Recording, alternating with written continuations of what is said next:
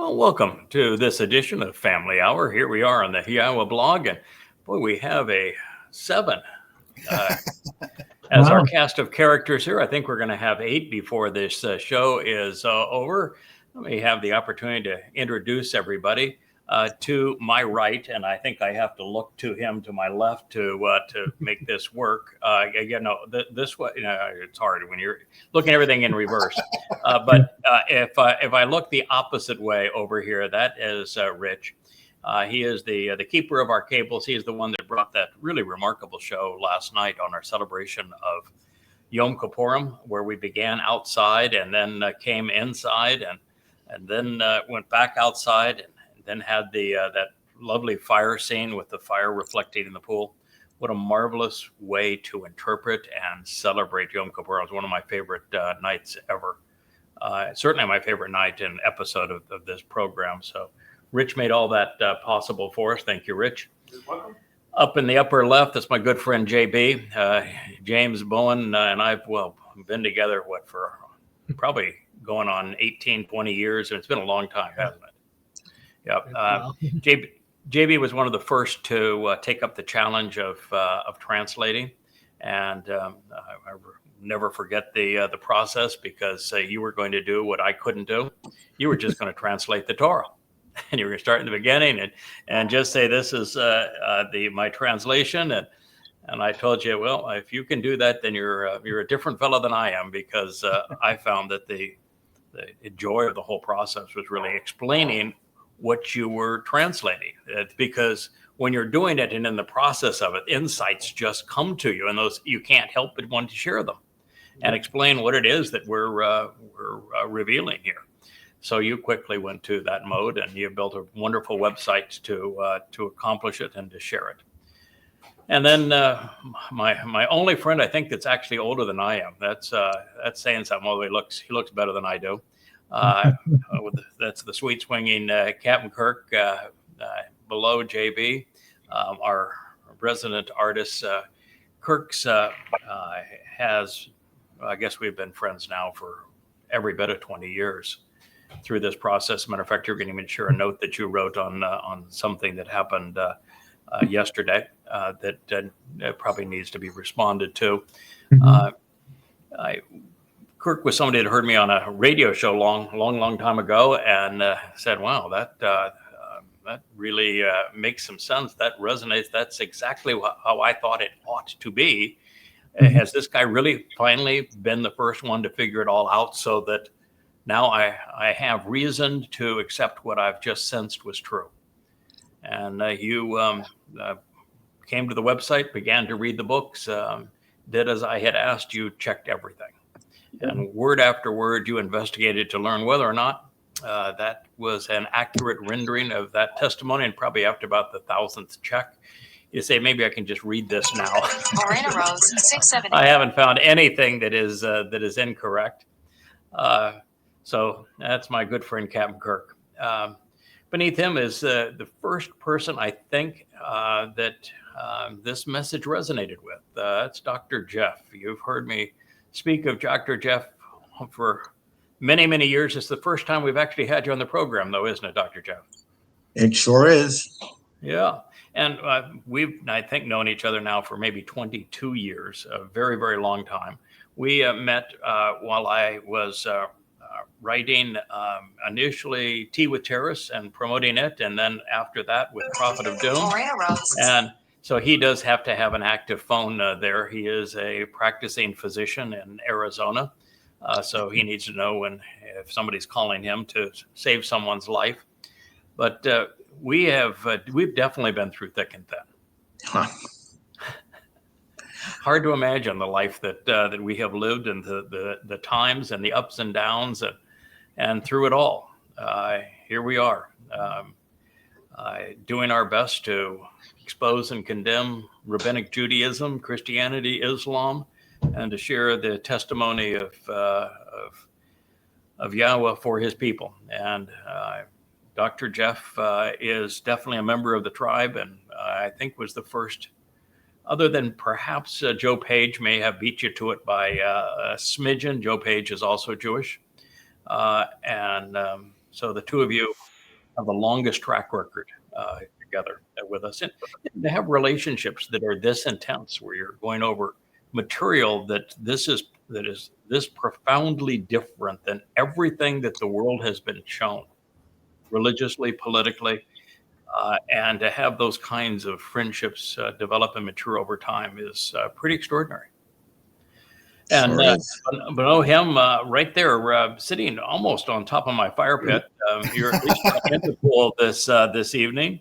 There we have Kevin, and Kevin has been the ultimate, literally godsend for what we're doing. It's Kevin and Rich that have shored up Team Yah, so that I've been able to go back to just doing what Yah asked me to do, which was to translate and to understand his testimony, to be the person who presents this Yahweh blog as he asked, and then who advances that to the best of his ability, which isn't very good, on social media sites, particularly I do X and Facebook.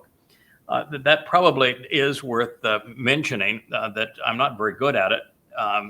Because you and Stephen and Charles, and I think you have someone that's working with you as well.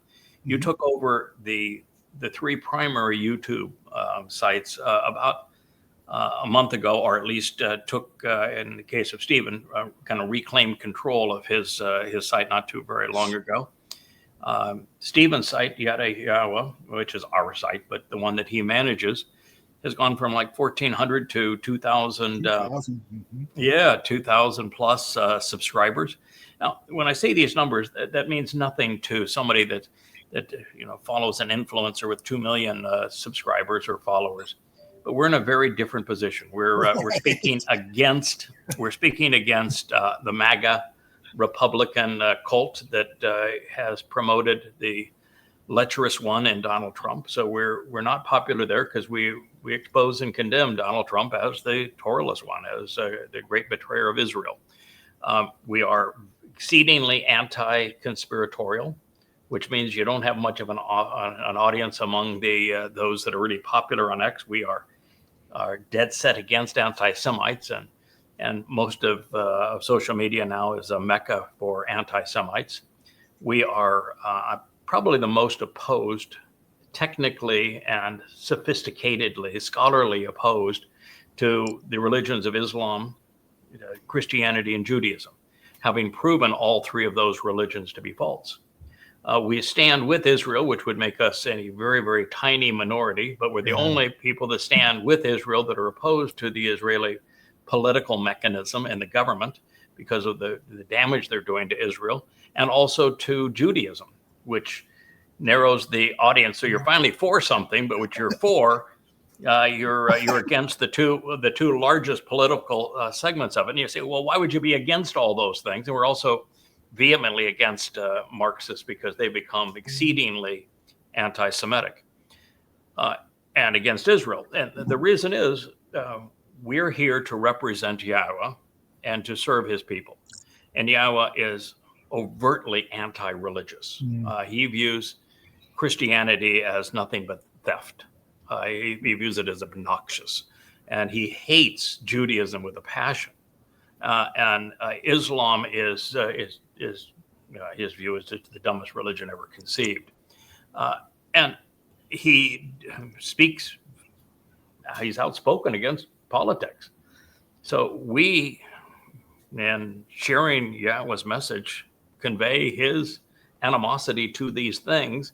And then on the positive side, we're representing Yahweh's name and his beloved son, Dode, who is our Messiah, our King, our Savior, and the Son of God. And there's no one that wants to hear that. Yeah. It's the single greatest discovery in human history, but nobody wants to hear that. And most people are vehemently opposed to it. So to have an audience that grew from like the Yahweh YouTube account from 1,400 subscribers to over 2,000 these past few months, that's substantial under those circumstances.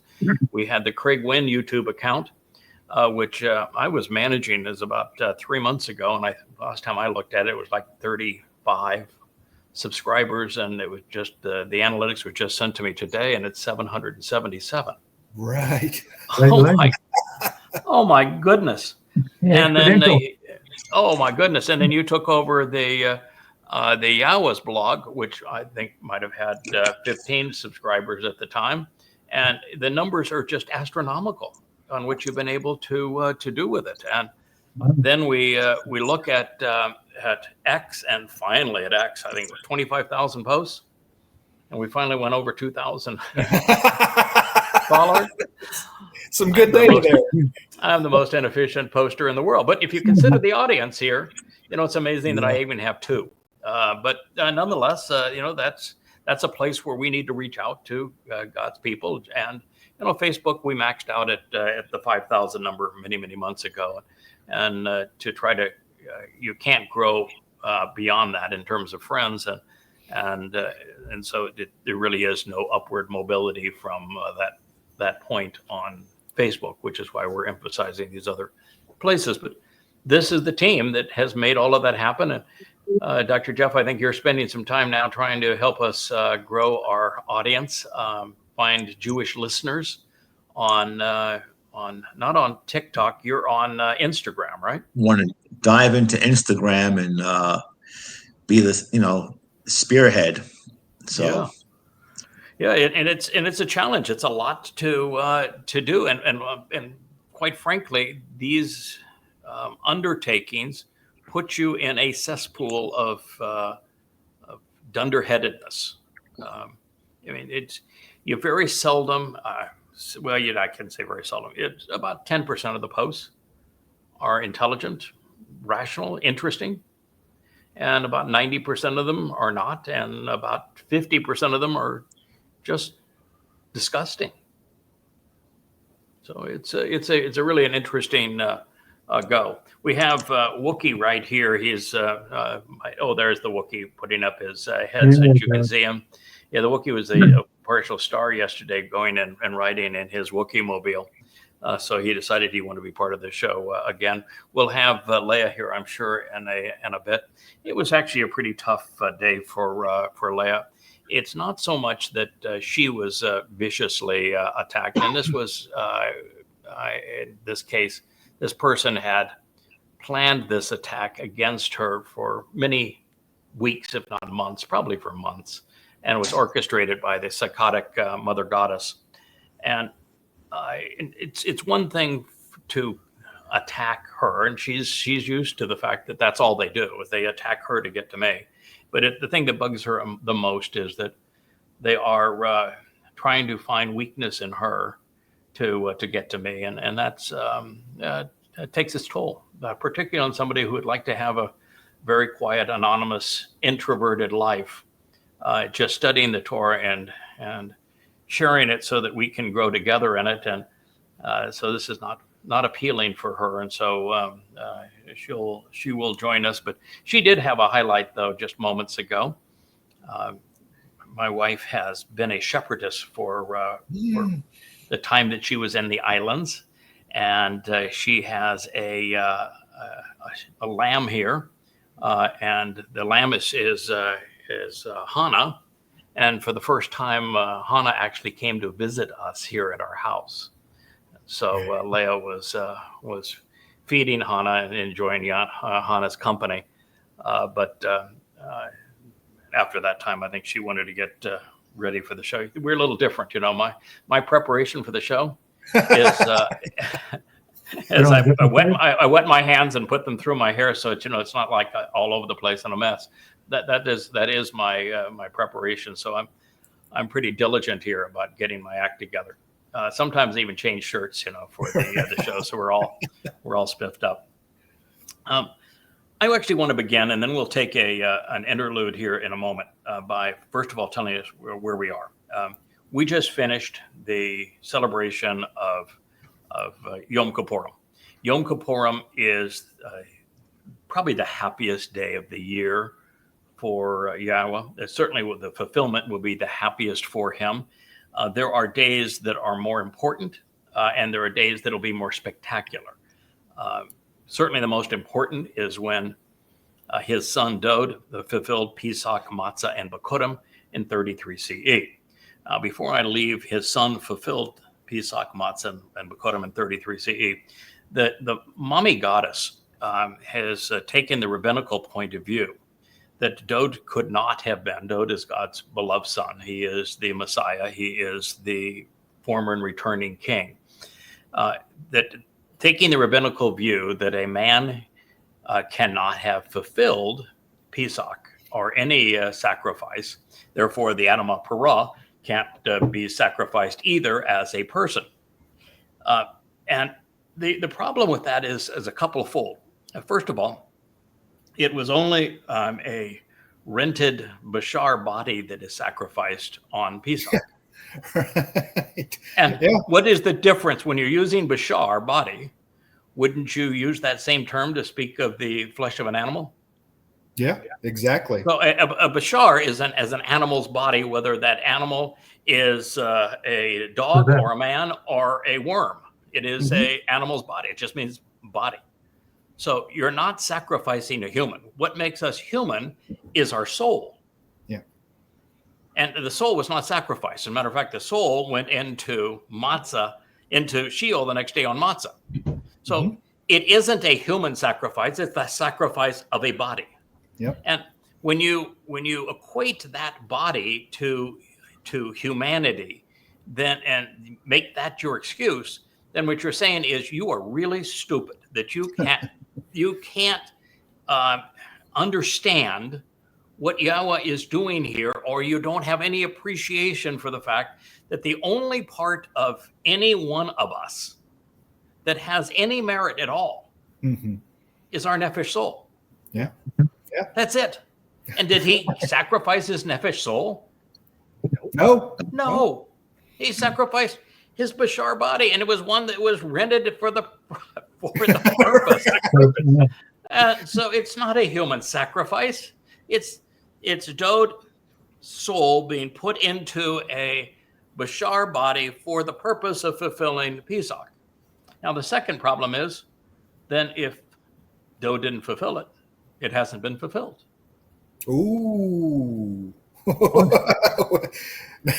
Now where are you going? So now there is no life. Yeah. And how did Dod's soul carry our guilt into Sheol if it wasn't part of Chag Matzah, where Pesach, Matzah, and Kipurym are all one integrated event? Now there's no salvation. Now there's no Explain salvation. that one, Lucy. Yeah, explain that. Okay, and then go one step further. When Dod wrote in first person, 1,000 years before he endured it, how he would fulfill Pesach through crucifixion. 700 years before the Romans even invented crucifixion, what was he talking about? Was he having a delusion? Right. Yeah. When he doubled down in the 88th Mizmor, what was he talking about? Same thing. Same thing? Yeah. No, he's trying to have his Stephen King moment or something. Let me try this different type of authorship. I'm going to make up some fantasy. Yeah. My fantasy is going to be crucifixion. Right. And I want to speak of it in first person. Yeah. And when Dod said, and when his Dod as the Messiah, as Gabriel, is saying, I'm going to accomplish this on this day, which happens to be the conclusion of Chag Matzah in 33 CE. And he gave that prophecy in 555 BCE. And he told us the exact day that he would be cut off, that would be fulfilling Matzah, to fulfill the Pesach, Matzah, and Kipurym. What was he talking about? Right. He told us the exact day that he would do it. What was he talking about? Right. So, I mean, the lengths that someone will go through to try to promote themselves when they're psychotic is amazing. But by itself, it wouldn't mean anything if the psychopath wasn't able to divert other dimwits into believing them, and if they were to just go off into their own delusions. But unfortunately, like all of those that get all tied up with Satan, and that's what they have done, they have no creativity. So all they can do is either counterfeit, they wear me like a skin, or they deceive. And that's it. They got nothing else going. Yeah. But Dode obviously fulfilled Pesach, Matzah, and Bakodim, and he talks about it in almost all of his Mizmor. He gets to the point of mentioning it because, well, it's rather important. And then if this wasn't the case, who are the greater and lesser luminaries of the fourth day of creation? And why are they signs for these Moedim? Yeah. Yeah, it's not Why about does one counting reflect time. the other's light? Why is Right. Dode constantly talking about this individual who's going to come and resolve the problem of no one knowing who he is and what he did? Made the point.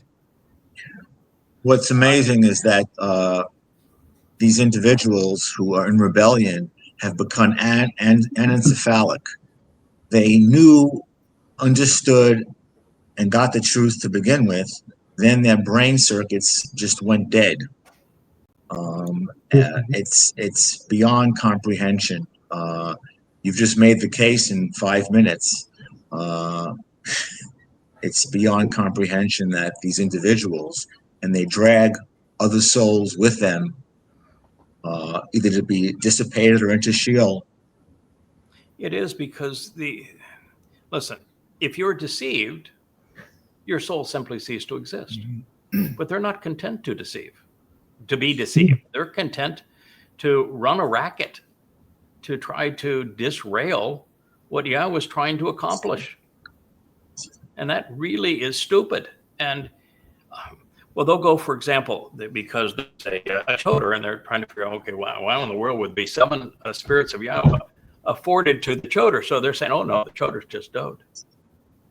But why would God use a term which means stem when Dode is presented as the Shemach, big branch? Right. So why would you call him the little stem? And then why would you say that he is a sucker off of the fallen rootstock of Yisrael when Israel was just taking shape? It was just a bud when Dode was in his first of 3 lives. Right. And why would you refer to him as a bashar? Or as a parah, as a parah, as this productive bull, which it does in the opening statement. And it makes no sense. So Dode, when he introduced the Towrah, is he saying, I'm going to give a new name to myself. I'm going to write in third person about myself as the Towrah, and I'm going to say I'm really damn smart. And I got a really smart wife. Yeah. Wow. What are they thinking? I mean, how in the world can you jumble the picture up? So I've spent 24 years framing the picture that Yahweh has presented, so you can look at it from the proper perspective and see the whole story that God has shared with us from beginning to end, with all the pieces into place. And what they're saying, oh, pick this one out, pick this one out, pick this, throw them up in the air. Throw this one out, miscast that one. What in the world are you doing? You know, Craig, now that you put it that way, Yes. they have just diagnosed Dode with a schizoaffective disorder. Well, that's a fancy term. It doesn't sound, but it doesn't sound good. No, it's I don't even know how to it's low tobe. It really is low It's tobe. low tobe. Okay. For those that don't know Hebrew, low means not, and tobe means good. Basically, This is not good. he's developed multiple personalities, and you combine that with an affective disorder. So combine somebody who's schizophrenic and who's bipolar and kind of mix them up together. Yes. Okay, not very bright. Not very bright. I'm going to say something here that's going to come across as controversial, and it's tough for me to say because I don't think you fellas probably don't know anybody that's gone as much out of their way to reject the propensity of religions to demean women. And if you look at Christianity, men lord over their wives. And if you look at Islam, wives have less value than domesticated animals. And you look at Judaism, wives can't even get divorced without their husband's approval. They have to shave their heads, and they're segregated.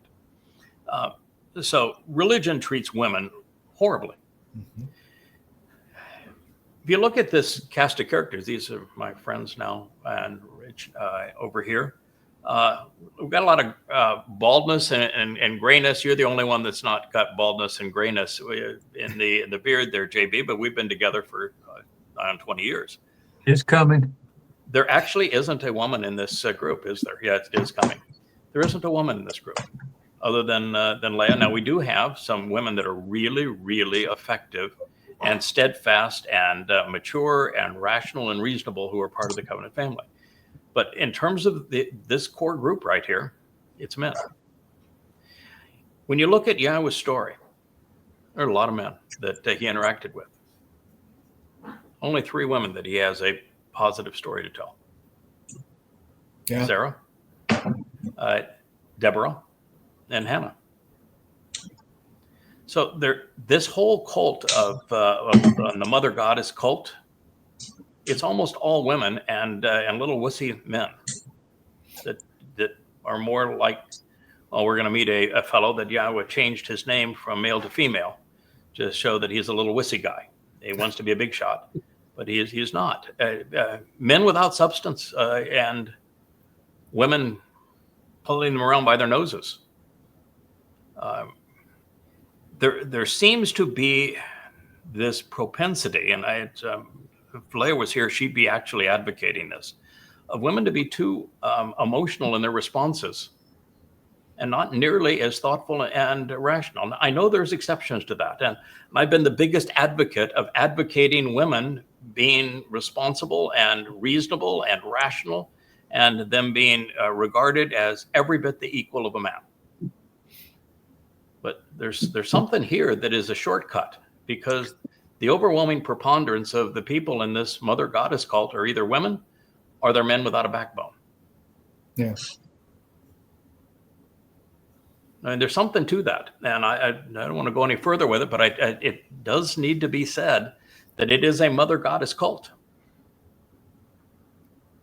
So we are in this process right now where we've just finished our celebration of Kipurym. Yom Kippurim is possible because of the sacrifice that takes place on Towrah. And Towrah is rather important in all of this because there's another fella that lays down his life. He actually gets every bone in his body broken. And he is talked about all through the Torah and prophets, particularly Numbers 5. It is pretty distinct about the role that this bull plays in the fulfillment of Towrah, so that the mortal remnant of Israel is purged and can actually witness Yahweh's return. We talked about something in our last program that might have gotten, because we do 2-hour programs on these, that might have gotten lost. That was only an hour and probably 30 minutes last night, but that might have gotten lost. And that is, how many days are there, fellas, between Towrah and Kipurym? 10. 10 days. 10 days. And then 5 days. Right. The Adamah Parah is purging the guilt of the adulterous woman of Numbers 5, correct? Mhm. Now, if a woman is considered impure for a moment because she's going through her period, how long is she to be kept separated and kind of isolated so she can mellow and chill? Because, there's a lot going on. You get a little bit cranky and that sort of thing. How long is she supposed to be kept apart? 10 days. 10 days. 7 days. 7 days, right. But there's 10 days, right, between Towrah, when she's cleansed, and she gets now to have 7 days to mellow, and there's another 3 days before you get to Kipurym, right? Mm-hmm. All right. When Yahweh told Moshe, he says, hey, Moshe, what we need to do here is I'm going to come down off of the mountain, and I'm going to reveal my fiery light and my voice directly to the children of Israel.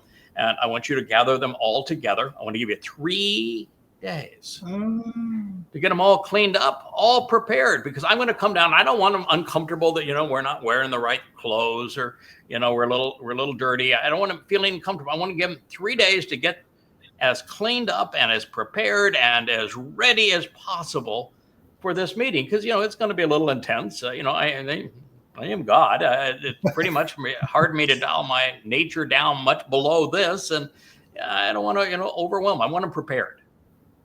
So what if when you add 7 to 3? 10? 10 days. That is the deal, man.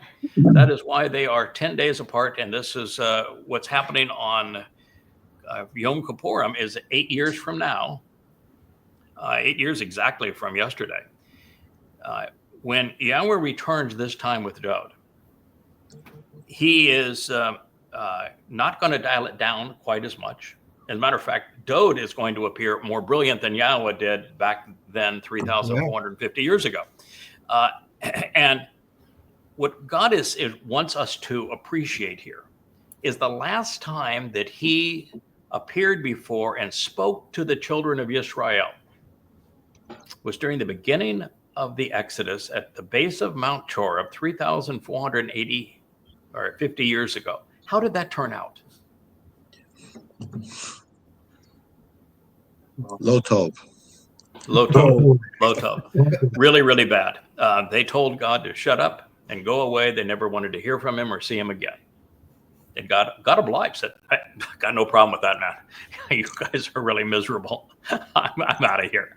From this point on, I'm going to work through fellas. I got some fellas, and I'm going to work through the fellas, and I will never speak to you again until such time. And it's a long time. 3.5 millennia is a really, really long time. They're gonna have one of the fellows going to get your attention again, and you're going to come back to me, and we're going to try this again. But this time, God does not want that same outcome. So that 10 days is going to be really important, isn't it, for how we prepare this mortal remnant of Yisrael, because you don't want another crash and burn like we did the last time. We got no do-overs. All right. Let's get this one right. Yeah. Yeah, got to get this one right. And, that's part of the process. So we are now 4 days away from Sukkah. And we will begin tomorrow talking about the celebration of Sukkah. But just to put things into context, Sukkah speaks of camping out with Yahweh. Now, camping out with God sounds like a pretty cool thing. But camping out in this world, like you look at pictures of Jerusalem and you go, "Ooh, God, that's a really disgusting religious place with a lot of creepy people. Ain't no way God's going to camp out there. That ain't going to happen." So what does God have to do if he's going to camp out here with us? Clean it up. Yeah, a little terraforming. And what is the result of that terraforming? It's going to be washed away. Yep. Is going to return the earth to the conditions experienced in the Garden of Eden. Mm-hmm. So when we recognize, and he says it explicitly, that he is going to return the earth back to the conditions found in Eden, he begins that process on Towrah, as a matter of fact.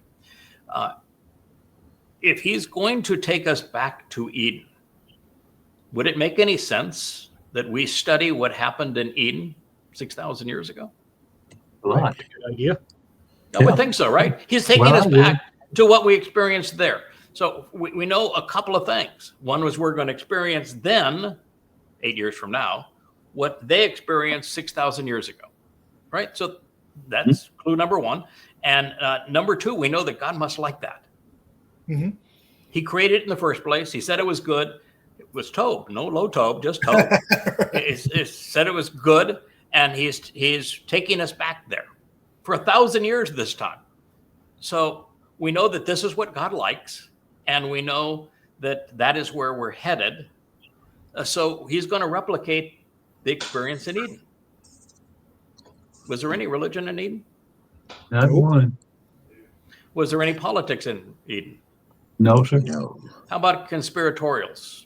Conspiratorialists? Not a bit, was there? Not unless you count the serpent. No. How many people were trying to work against God and his chosen implements? No.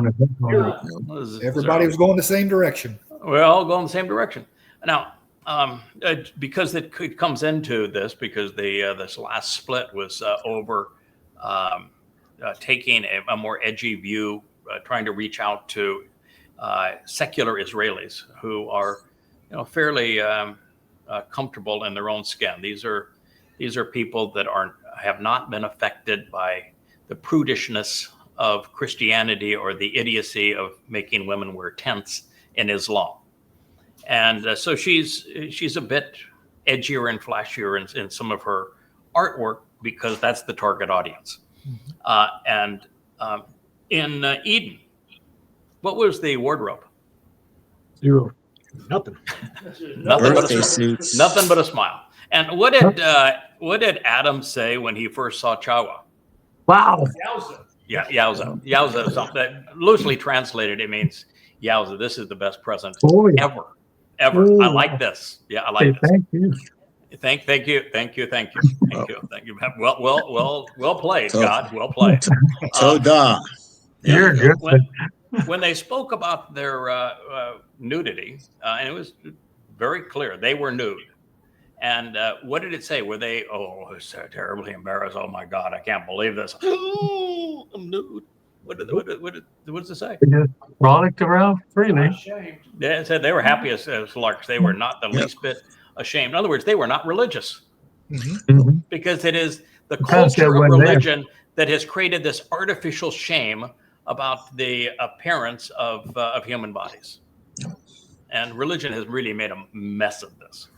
So they were wearing nothing but smiles. They were very happy about it. God was very content about it. In fact, they didn't even attempt to cover up until they did a dunderhead and they twisted the words of God to suit their agenda. Correct?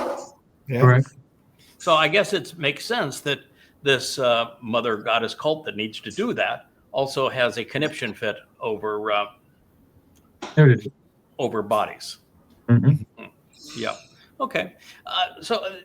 Do you think that Adam and Chawa enjoyed one another's company in a romantic way? Seemed to be. Abs- I assume so, right? Absolutely. Yeah. I you would think that would be pretty likely. Okay. Just the way that the chemistry worked between men and women when we're together that way. All right. So that is the environment that we're going back to. So we ought to be expecting that going forward. Now, God has very little to say about nudity, also and also sexuality. Very little to say. Mhm. Does he ever say, "Thou shalt not see thy woman naked"? No. No, he doesn't. Does he ever say, "Thou shalt not fornicate"? No. Can't build a family any other way. He said the Does opposite. he? Does he ever say, I made woman really, really attractive, but that was just as a test for you, because you are not to touch that thing. That thing will mess you up big time." Oh no. He said, be like one and be productive, right? Mhm. Uh-huh. I can put that together. You don't need an illustration, I don't think. Okay. But I And- can. Yeah, okay. Well, I bet you could. You have, in fact, in the past. Speaking of those things, and so, did Yahweh ever say, "Thou shalt only have one spouse, and thou shalt never have sex with another spouse"?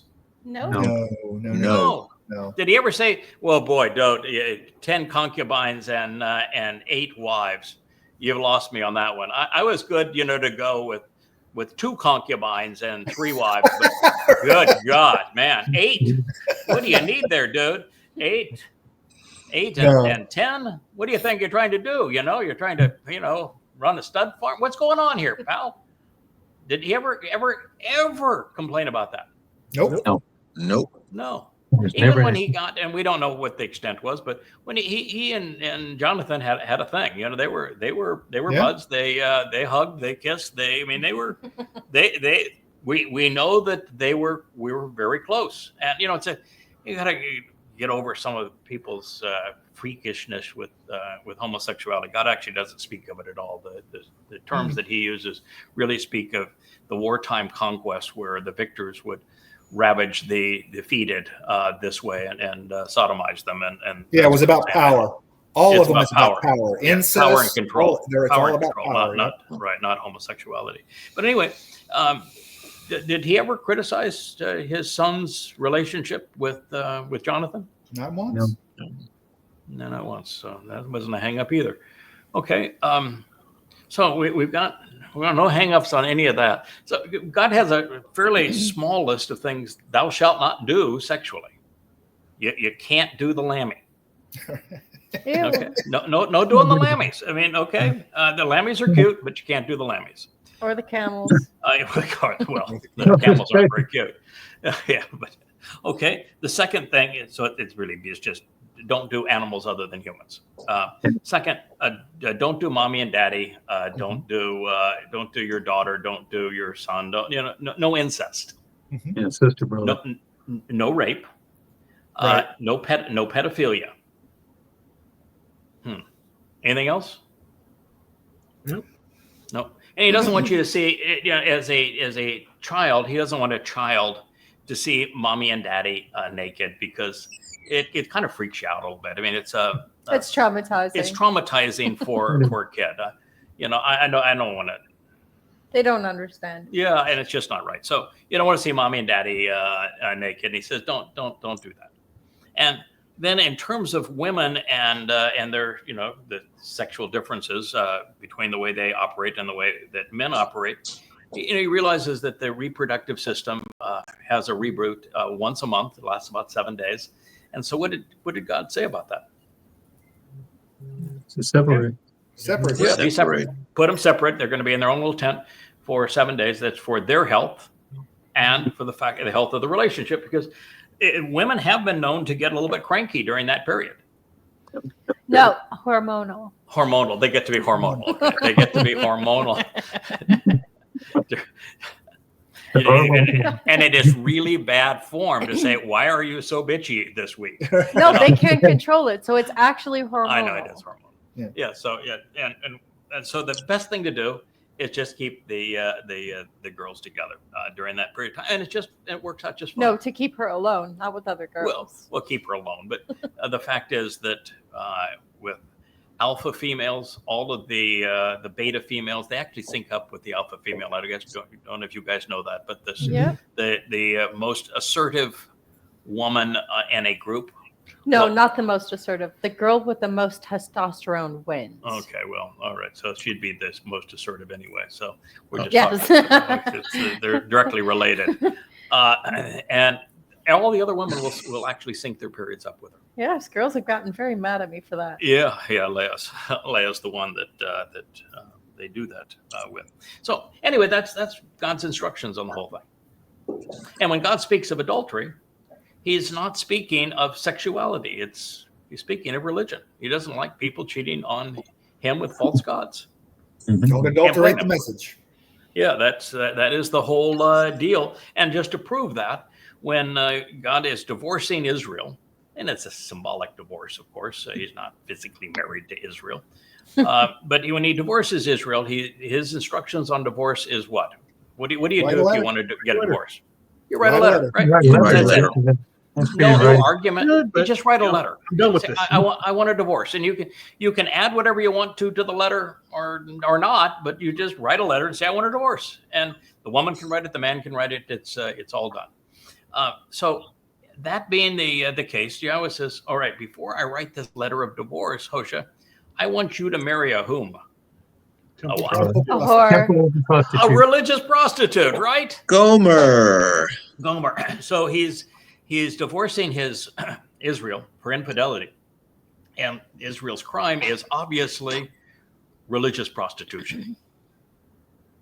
So that pretty much affirms that. And God says, I'm not returning to you, by the way, until you return to me.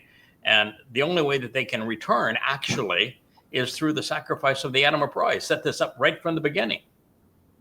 That's the means for the woman to return that has become Israel, is through the sacrifice of the animal parah. So that all makes everything possible to lead into this marvelous time of camping out with God for 1,000 years of Sukkah. All right, so that's where we are in the timeline and the festival of Yahweh. The only thing that we should add to that is that the rabbis are off by 197 years. We are now only 8 years away from year 6,000 Yah, when Towrah, Kipurym, and Sukkah will be fulfilled.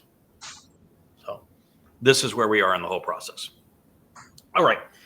What I wanted to do is begin now with a review that I started writing yesterday and wrote through most of today. And it is a translation of parts of the 6th chapter of Micah, and then the 6th chapter of 2nd Samuel. And the reason I was drawn to that is that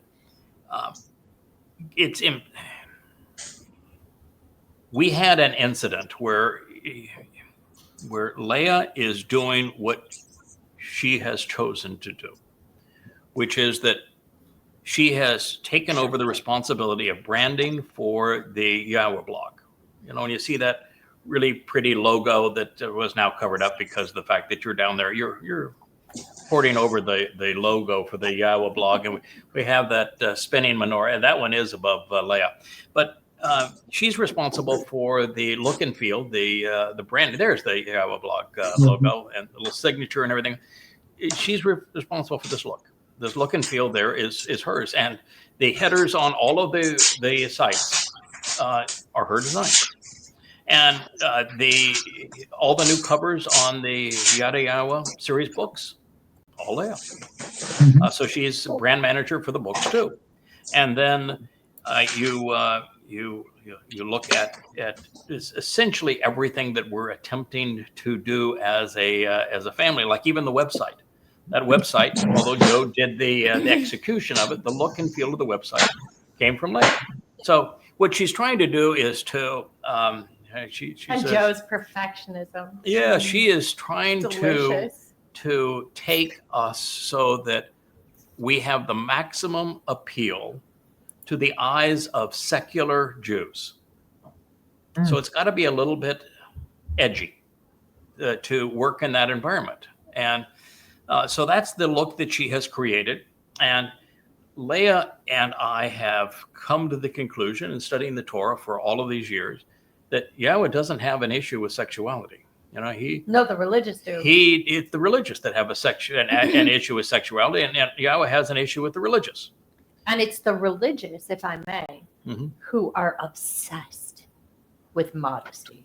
Oh, just obsessed. So And they abuse women with it. they take this whole prudishness into modesty, and humility and modesty, and that's their driver. Is they want everyone, even though they're really aggressive on attacking what Yahweh is trying to achieve here, they want to present themselves as modest and humble, Pious even. And so when Yahweh Better than you. chose a bull, have you ever met a modest or humble bull?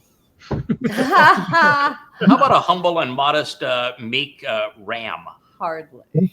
No. Or goats, for that Yeah. matter. Goats. Okay. So the three characters that Yahweh has modeled his three guys after, a ram, a bull, and a goat, they're not timid, are they?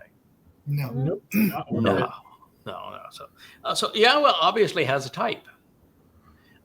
When Yahweh told us that Dode is his type, and he says, my type is not, human type. You guys have your own types. I've got my type. What was the adjective that Yahweh uses regarding Dode more frequently than any other? Gibor. Gabor My is word. the adjective. And does Gabor mean weak, timid, shy? kind More of like a warrior. sultan? Mhm. What does it mean? Confident, capable man. Great. Confident, capable, courageous, a fighter, Brave, aggressive, strong, bold, assertive. heroic. I mean, it's the antithesis of modest, is it not? Yeah. Yeah. So do you think that God has an issue with his own beloved son, though his chosen one? Hardly. Why would God introduce him constantly and say he's Gabor if Gabor was a bad thing? Right. Right. Yeah, he wouldn't. Okay. Now, We know- you look at Moshe. He chose Moshe too. What did Moshe do when he was in Mitzrayim that was so timid and shy? And He risked his life to save someone. yeah, he did. He risked his life to save someone. And then when he first got out in his first encounter being out, what did he do again? Risked his life to save someone. Come back and do it again on a big scale. So we've got Yahweh got a type here. Yeah. Mm-hmm. Did you notice in any place where the prophets, like guys like Yashaya, Yirmiyah, is there any place where they're saying, boy, I'm such a meek guy. Why did you choose me? I'm kind of a low life. I don't want to do this. It's scary. No. No, and it got him into trouble sometimes. They were, I mean, Yermiyah ended up in stocks, didn't it? Yeah, so. Yeah, they stir it up, baby. Okay, I'm beginning to feel like this is an interrogation. I have a question of my own. Yeah. Don't the meat belong to Jesus? Well, yeah, they do. Meat belongs.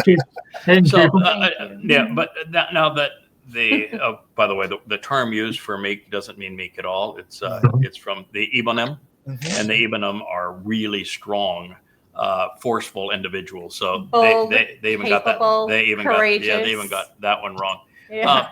So the guy that Very Yahweh wrong. liked so much that he decided, that guy is so good That's at what my he guy. does. I'm bringing it back when it really matters. He can orchestrate this extermination of the religious and political influence in Israel, and he can be the MC of the roasting of the Adamah Parah with the great dignity and sarcasm. Who is that guy? Elia. Elia. Oh yeah. Is there anything modest about Elia? Not so far. No. So Yahweh's got a type. Clearly, he's got a type. So all right. So Elia is about as charming as Avril Lavigne. okay. Who's going to argue with that? I'm not. Oh. By the way, if you see me looking over this way is that where? No. Yeah, I guess that is where Leah is on my screen. Okay, so all right. So thank you, Rich. We're not dyslexic anymore. I appreciate you fixing that for me. Otherwise, my wife's going to say, "Why do you turn away from me when I'm talking to you?" I'm not, sweetheart. Okay. So when Leah created this branding, it has a tendency to rub prudish women the wrong way. Like Velcro. Well, like Velcro, the two types of, it's just far worse than that, more like sandpaper.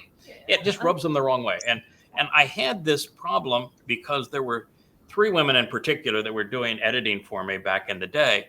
And I was translating Ezekiel, the 2 chapters that are rape scenes.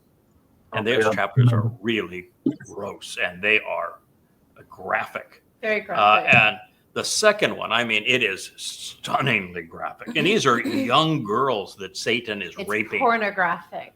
And so I translated them accurately. And they have, can't do that. I can't do that. Can't talk about that kind of stuff. One of them has of them has a dildo in it, and it describes a dildo. And no, I can't do that. And it's, honey, dildos go all the way back to Egypt. of course.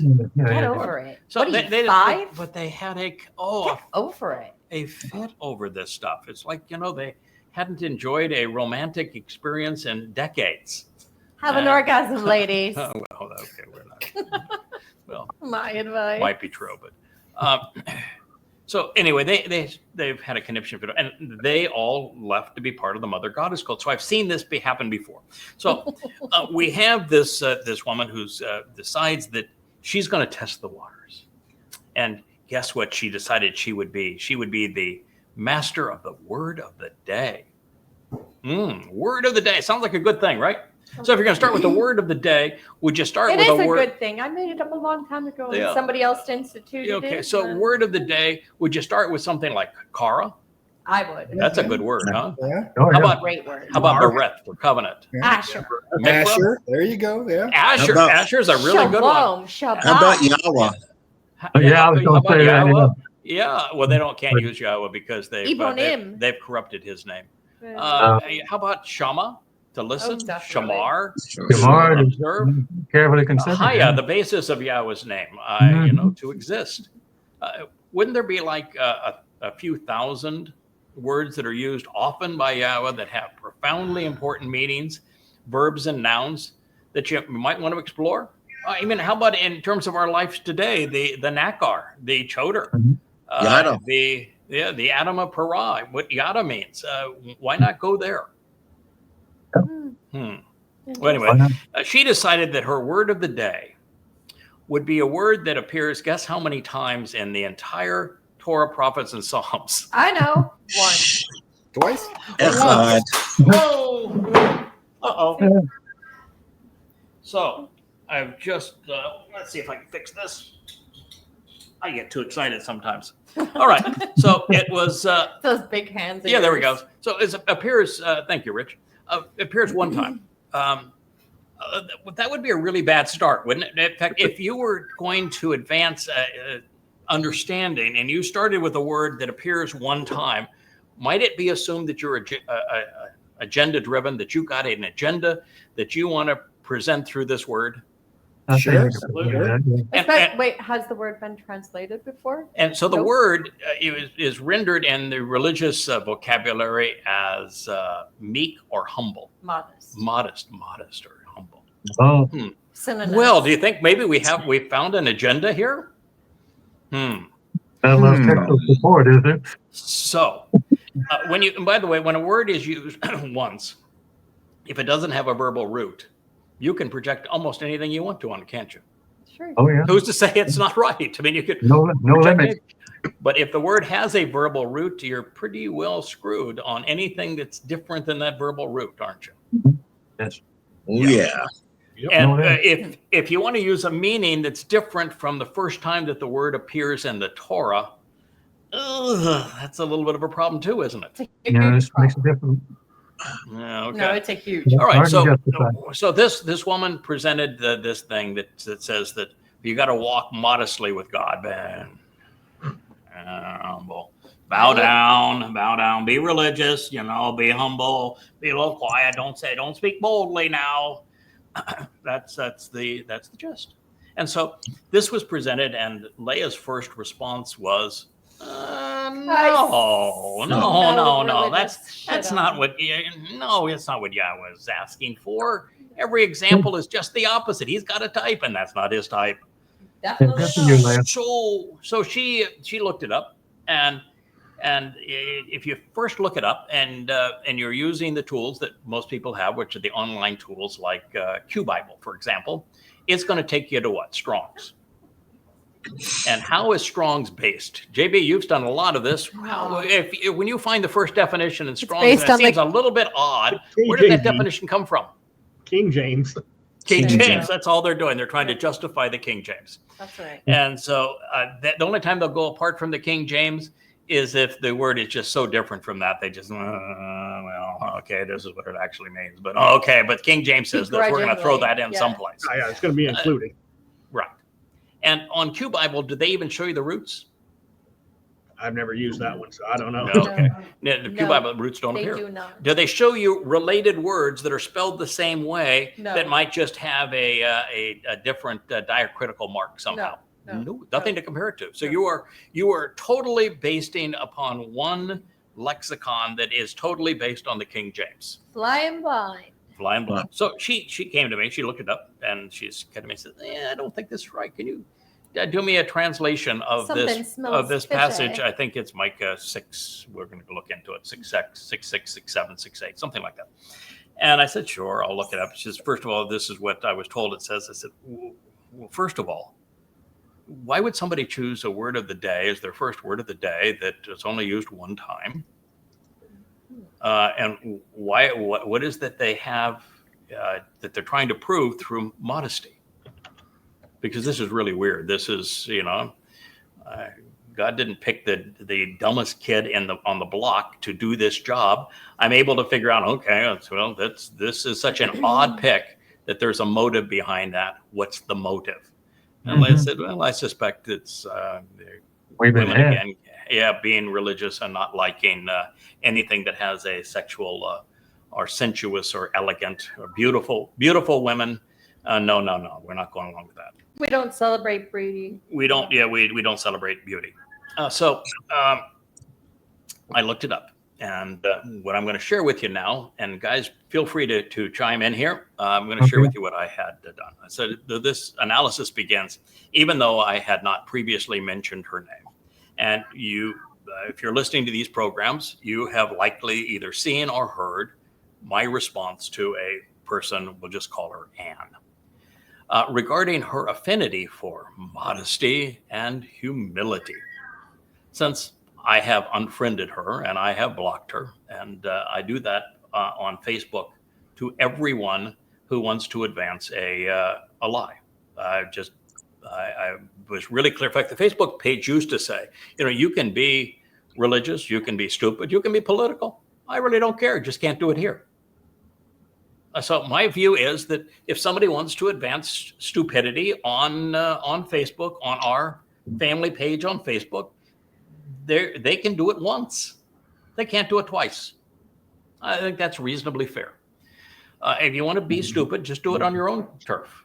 Not And on if you ours. do it on my page, Oh, prepare to get carpet bombed. Oh yeah, well they did it also lately. So anyway, so I blocked her over her, not over her original word of the day, because I tried to help her on that. I went through it, took all the time, went through with Leah. I said, this is how you can make this a And then I teaching moment. created a video. And so I spent an hour with Leah going through it and showing what it actually means and how you deduce the meaning so that you could teach this person. And I didn't think there would be anything else of it. Oh, she came back. And wait a minute. I also intervened, made a video about the word of the day, wrote her a 1-page letter. Oh, you did? And said, this was a very difficult word. I'm kind of surprised that we did this. And here's what it actually means. And then. Oh, yes. So Leah actually did a beautiful correction of it, wrote her a lovely letter on the correction of it, and then gave it back to her for her to post. And you know what she did? She started going around to see if she could find recruits who would translate the passage for her, because she didn't want to trust what Leah had to say. And then she said, who can alter Yada's translation of this? And she went to other women in the covenant to solicit that. Devious. So we have an agenda here, right? Clearly. Yeah, you might think. So I had left it at that until I saw her response, which was obnoxious. But a response that was, their initial response, which was obnoxious, wasn't anywhere close to the one that you responded to, which I didn't get to see until so somebody sent it to me because I had blocked her. So, but it was way out of the of this realm of being intelligent. So anyway, she was. I would call it demonic. Yeah, we call it. Well, yeah, it bordered on demonic. Certainly insane, overly stupid. So Anne was so insistent in promoting modesty that she began her word of the day with sana, a word that with this spelling is only used once in the Torah, the Nabiim and Mizmor. With a few thousand better options, it was an odd choice, to be sure. So Leah, who manages the branding for yadaya.com, the Yada Yawa books, and for the Yawa blog, immediately and correctly realized something was amiss. She knew that, as do I, that Yahweh has an affinity for Gabor, for bold, for forceful, for courageous. That's his preference. And as a result of liking people who are combative, she knew that our target audience, particularly among secular Jews, who are, I don't know how many of you guys been to Israel? Yes. Yeah. It's a pretty racy place. Dr. Jeff, you probably have friends that are Israelis. I do. You do? Okay. I have many, many friends who are Israelis, and I have been to Israel. And the thing that I liked, there's a lot of things I didn't like about Israel. It's so religious, it's just disgusting. But there's one thing I really liked about Israelis. They're aggressive. I mean, men are men in Israel, among the secular Israelis. Yes. They're tough, they're tenacious. In business, they were great to deal with. You could shake a hand with an Israeli and you had a deal. And they would, if I had to pick somebody to get into a brawl with, and not against, but on my side, it's going to be an Israeli. They're tough. I mean, they're men's men. I like them for all of those reasons. Do you see what they've built in the last 80 years? Yeah, but if you look in the religious community, this is not true. But in the secular community, Jews are, Israelis in particular, they're combative. They're tough. And they've got character. And so Leah designed our branding to appeal to these kinds of people. Makes perfect sense, right? Do you ever notice that, ever dealing with Israelis, Jeff, that you say, oh God, man, they're really bashful. If you were trying to do something, have a medical conversation, they had to show, something that might show a little skin. Are they saying, oh, don't show me that? They're as bashful as a dissecting aneurysm. Okay. Only Jeff can do that. Okay. So this sense of prudishness and modesty does not appeal to secular Israelis, does it? Especially not to Jews who remember other Jews who got burned by Yes. Nazis for degenerate art. Yeah. So it is quite this whole prudishness with amongst women is a result of the Christian and the Islamic culture. Sure. It's certainly not in part of the Jewish culture. No, definitely So not. she made our branding reflect Yahweh's style and that which appeals to Israelis. But unfortunately, women still mired in the culture of demeaning and misogynist religious customs prevalent in Judaism, Christianity, and Islam find this so uncomfortable they tend to attack those who ruffle their prudish feathers. Now, Wow. realizing Wow. Thank you. Realizing the Quite the alliteration you there. just got. I'm have to Listen, use I that. am. I'm gonna find a place to use that. Yeah. And with all of our people here, I wouldn't put up the text. We just have too many faces here. Okay, so now realizing the absurdity of offering a word of the day, using a word that is only used once and is hereby subject to religious interpretations. When Leah brought this post to me and asked me to render Sana for her in that context, as it whether or not should it be modesty, I turned to it and made this rendering. Yeah. And it reads, he has reported to you, informing you. So he has reported to you, and this was in the perfect. It speaks about something that happened in the past. So he has reported to you, and he informed you, Adam, what should be questioned and considered that is beneficial, productive, proper, and good. Your Tob word there, Dr. Jeff. Go. So what should be pondered and investigated regarding that which Yahweh seeks from you and cares about regarding you?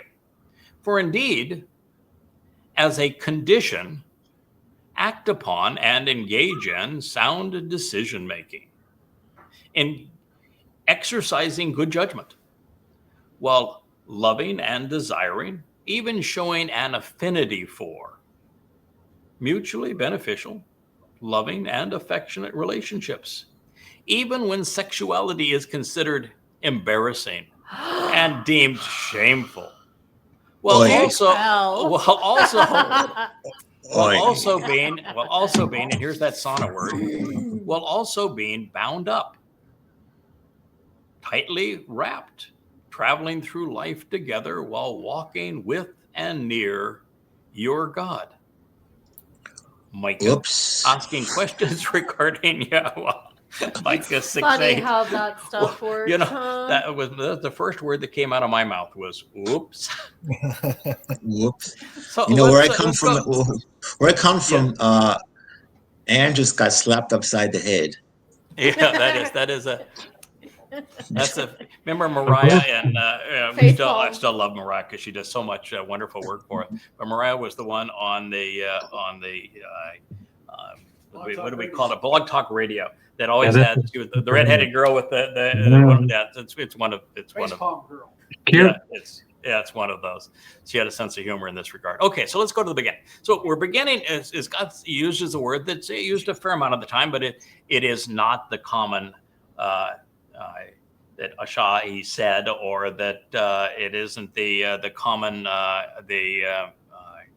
common debar he spoke. So it is he has reported to you. He has informed you. And then there are a lot of different words that would be used if he was speaking to lots of people, like Israel, right? Or Am, the family, the people. Or Ish, individuals. This is Adam. But he wrote here, Adam. And now, That's right. if he wants Adam to be mankind or humankind, then he writes it as Ha Adam. That's right. There is no definite article here. No. Oh. So it's a name. Mm. So he has reported to you, informing you, Adam. Where was Adam? In the garden. Of Oh, great in the joy. garden. Boy, so we're homing in on some pretty touchy territory here, aren't we? Yep. Well, we're getting right down to the skin of the issue Cue here. the sexy jazz music. Wah, Yeah, wah, wah, wah. Okay. Skin So of to the Adam, issue. telling Adam what should be questioned and considered. Now, so Adam did a bozo nuno when it comes to what should be questioned and considered, didn't he? He should have questioned his woman. Whoa. Well, Yeah. he should have taught his woman, and then his woman wouldn't have made the mistake, and then he should have thought about it and said, probably not a good idea. All right. So what should be questioned and considered? It's Ma. That is beneficial, productive, proper, and good. Now, the garden was considered good, right? Yeah. Mm-hmm. Chawa was considered good. Adam was considered good. Yep. Mm-hmm. The fruit in the garden was considered good. And there was even a tree in the garden which was the knowledge of good and bad, right? Right. A lot of things pertaining to this. So we're staying pretty much focused on the garden here, aren't we? Mhm. A lot of Tob going on there. So what should be pondered and investigated regarding that which Yahweh seeks from you and cares about regarding you? Well, he spoke of that tree of Tob, said, don't take a bite of it, because that one, you're not going to live very long if you do. Now you need to nourish yourself on it if you're going to get back to the tree of lives, but different story back then. And so he is still talking about these are the things that Yahweh has provided and information to you that you really should have pondered and investigated and thought about, because he cares about you. Then he says, for indeed, as a condition, act upon and engage in. This means this is something you ought to do. Act upon and engage in.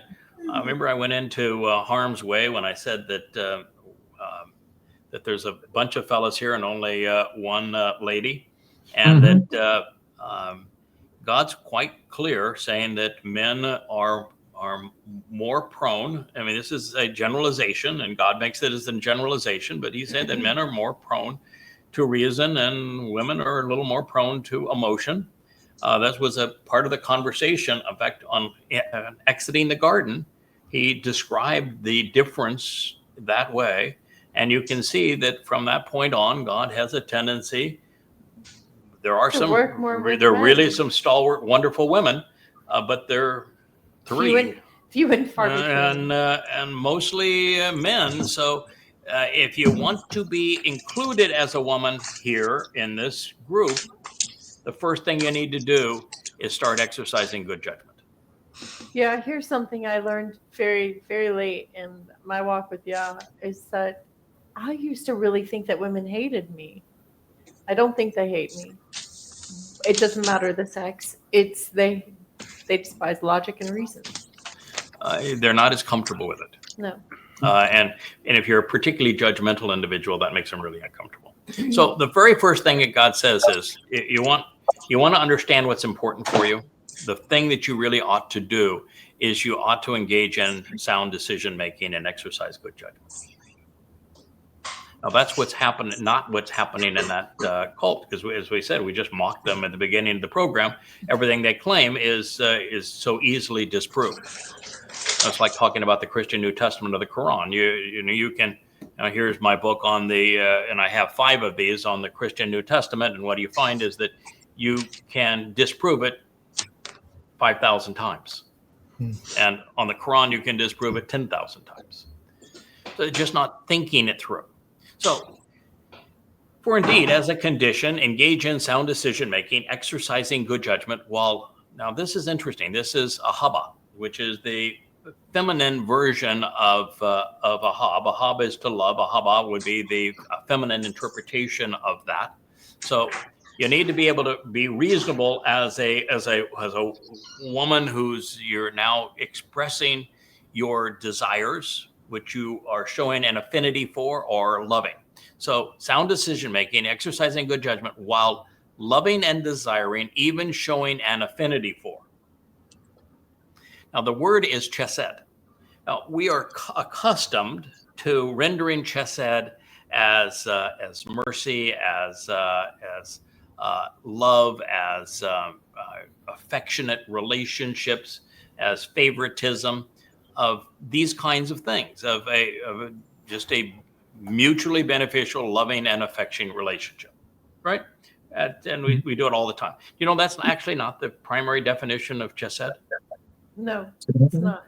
No, primary definition of chesed, because of the undertone of loving and affectionate relationships, is the realization that affectionate and loving relationships that have a sexual component to them, a sensual component to them, have a tendency to irritate the religious and political and societal people that are influenced by their society.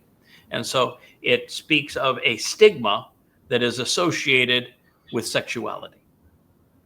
Imagine that. Imagine that. So talk about a word that is perfectly suited for this particular situation. I mean, perfectly suited for it.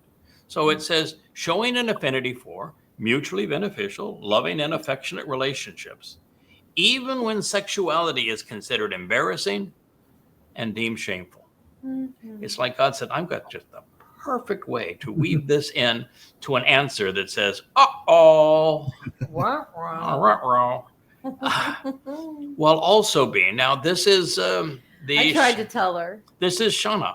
This is being bound up. This is being tightly wrapped, traveling through life while walking with and near your God.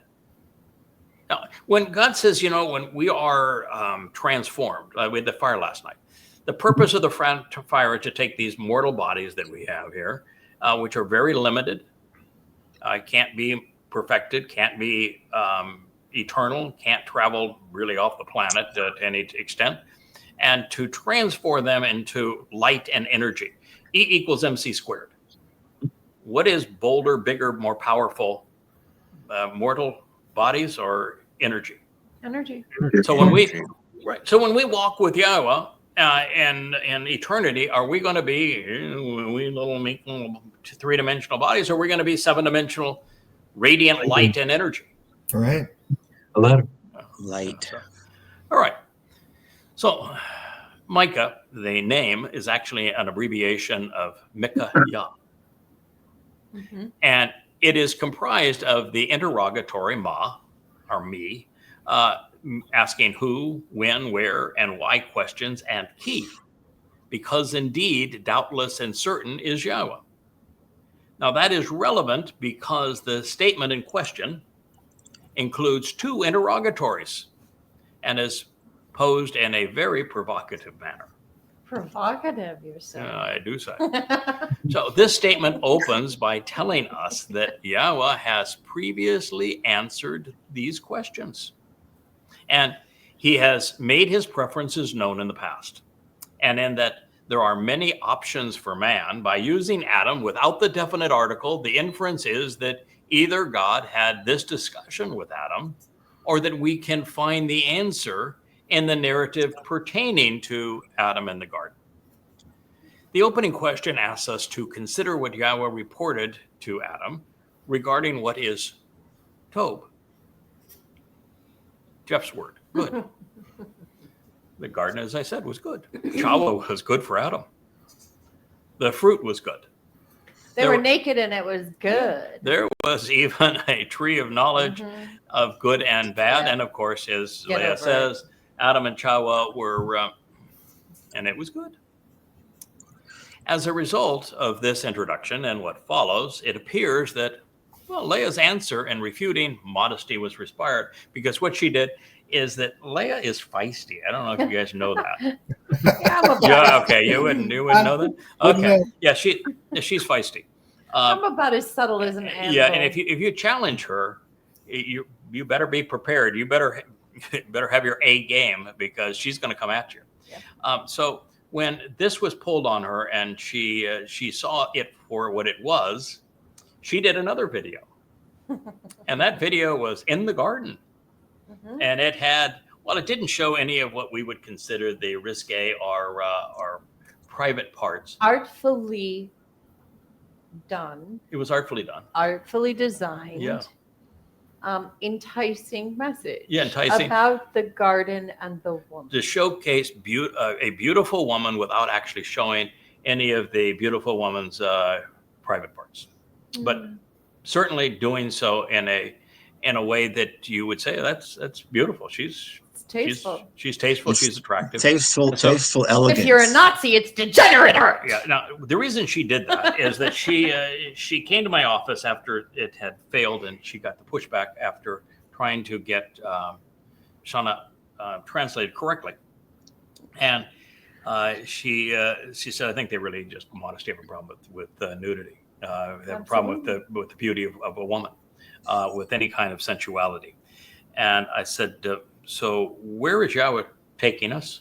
Back to the garden. Oh, back to the garden. And what was the dress code in the garden? Not Birthday suits. So Miles. you think that prudishness and modesty is going to be a problem in the garden? doubt I it. know. So therefore, why don't you just do a video and reveal where God is taking us? That's what she did. She just, this is where we're going, and this was what was there the last time we were there, and therefore, relax and enjoy. This is going to be fun, right? Yeah. I'm all for it. Have a few orgasms along the way. Yeah, well, it's highly recommended. It's good for you. Yeah. Okay, so by the way, just as from a medical point of view, strictly health-wise. So, I know that there's one, well, we won't say which one, but it's one of the members of this group here that might have a little issue with their prostate. It's a little walnut-sized thing that is part of the male anatomy. And about the vast majority of men, when they pass 50 and they get into their 60s and even their 70s, I think it's like 75% of men, once they get to be 70, have this issue with this little walnut. And come to find out that on my YouTube feed, on YouTube feed, whatever you watch, you get to see more of. And so, I get lots of stuff. algorithm. I get lots of stuff on the technical goings on in the Ukraine war and how we got to this place. I get lots on what's wrong with Trump's deranged mind. The subjects that I'm sort of interested in, and there's a lot of things too on astronomy that I find interesting. So I get a lot of these feeds, and just every once in a while, just as the oddest thing shows up.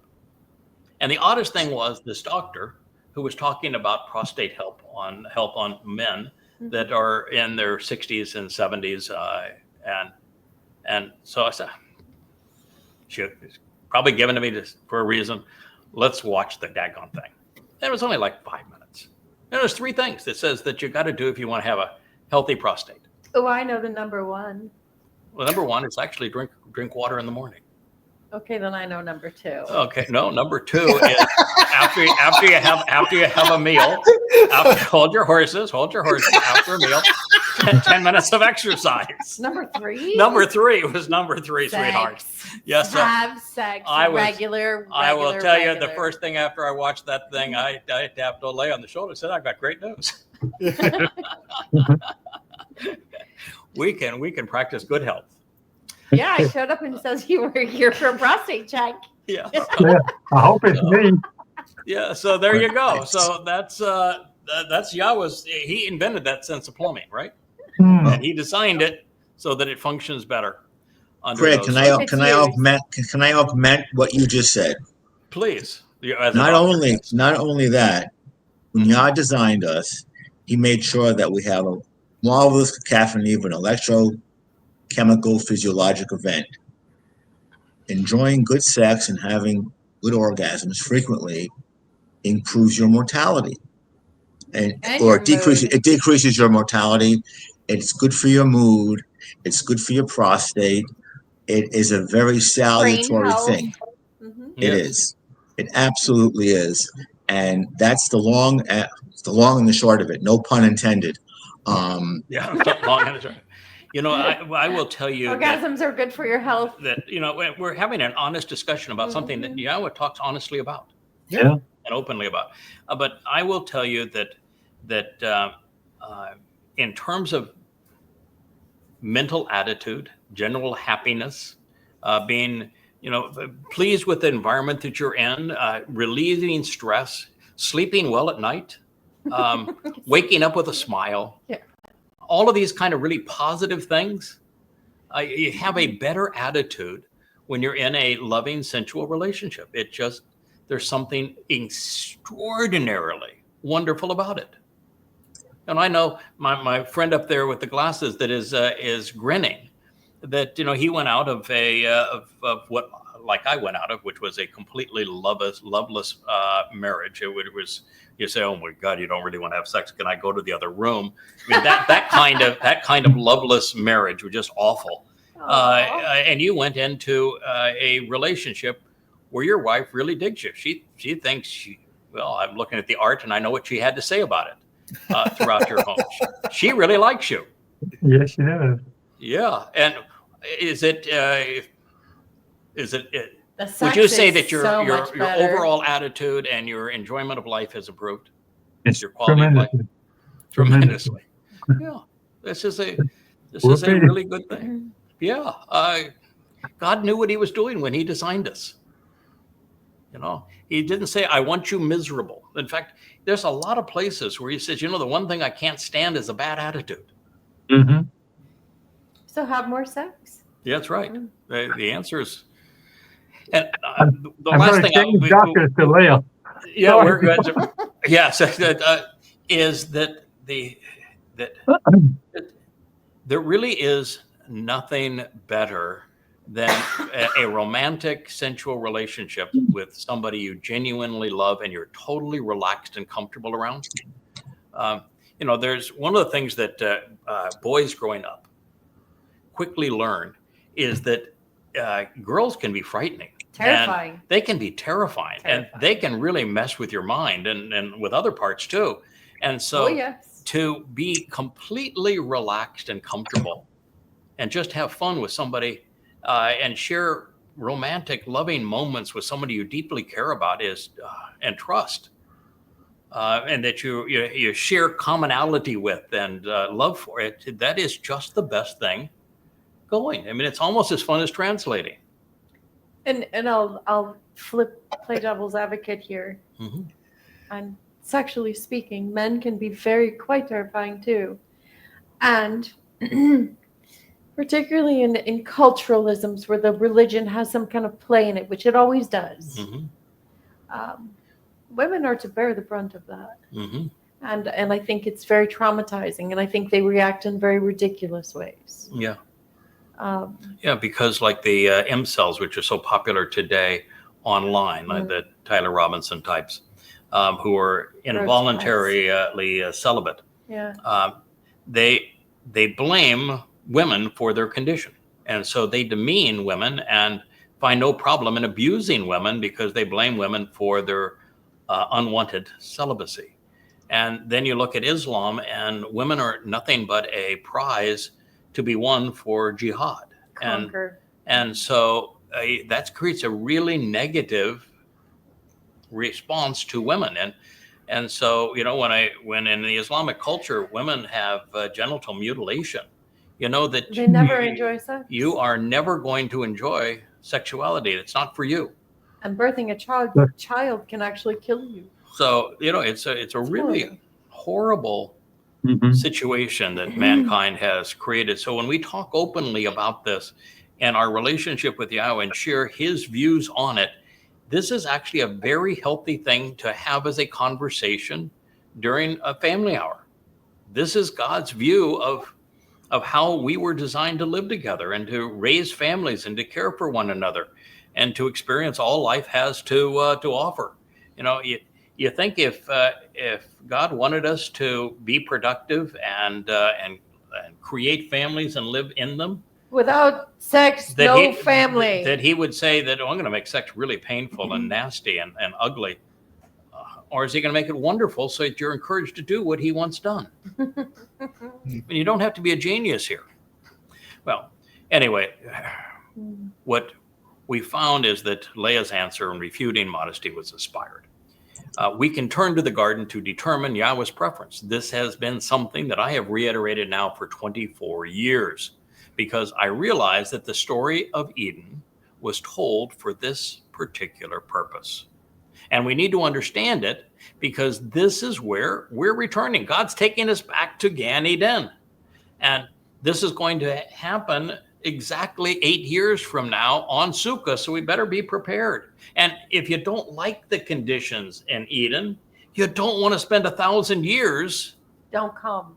like that. So if your prudish behavior says, oh, I don't want to be exposed, no, then you're just going to be miserable for the rest of us. Don't. You're just sign yourself out of it. Huh? So Yep. For the rest of us, we're going to enjoy what God has in store for us. I don't have a problem being naked, do you? No. Okay. So it's obvious. Past is prologue, and the prologue is for the future. Yes. Yeah, God is the greatest storyteller ever. And Definitely. he began the story by telling us what he thinks is wonderful and the environment that he created us to enjoy. And then he says, oh, by the way, I'm taking you back to it. Might I also say something about Craig, you and Leah, that I've noticed, and I've discussed this with Leah herself. And Yah knows what he's doing when he basically had his arranged marriage. Mm-hmm. And Leah is of the rare species that she has an AB. What is an AB? She has an androgen brain. She has more testicular fortitude than the majority of women and many men. And for one, I don't think that's unintentional, and why you and Leah are together. One of the reasons why. That's just my bias, but she's an I think it's AB. pretty obvious. I think it's true. She is, and if you're going to put somebody around a bull, this very judgmental, aggressive individual, which is the personality that Yahweh picked for this time, you pretty much need to have that kind of a personality. You better be clever. You better be light on your feet. Yep. You better be able to move and follow, because when a bull decides to charge, you better get out of the way. Or, know how to say, ole! Yeah. So this is why the prophet Micah, asking questions regarding Yahweh, wrote, he has reported to you, informing you, Adam, what you should question and consider that is beneficial, productive, proper, and good. So what should be pondered and investigated regarding that which Yahweh seeks from you and cares about regarding you. So as we consider this, therefore, it's important that we ponder God's views on what is good, beneficial, proper, and productive, particularly in light with how he interacted with Adam and with Chava in the garden, and the conditions and opportunities that he established for them. Now, this is pertinent because which is where we have been is where we are returning, and that which Yahweh has perceived as good back then, it's going to be good tomorrow too. Now, the opening phrase of the answer is a bit tricky. When God begins his answer, it begins with ki, and ki can mean indeed, certainly, surely, truly, or because. And im, when written with the aleph, not the ain, has a host of possibilities beginning with if. It addresses conditional clauses and exceptions and is rendered whenever, that notwithstanding, or nevertheless.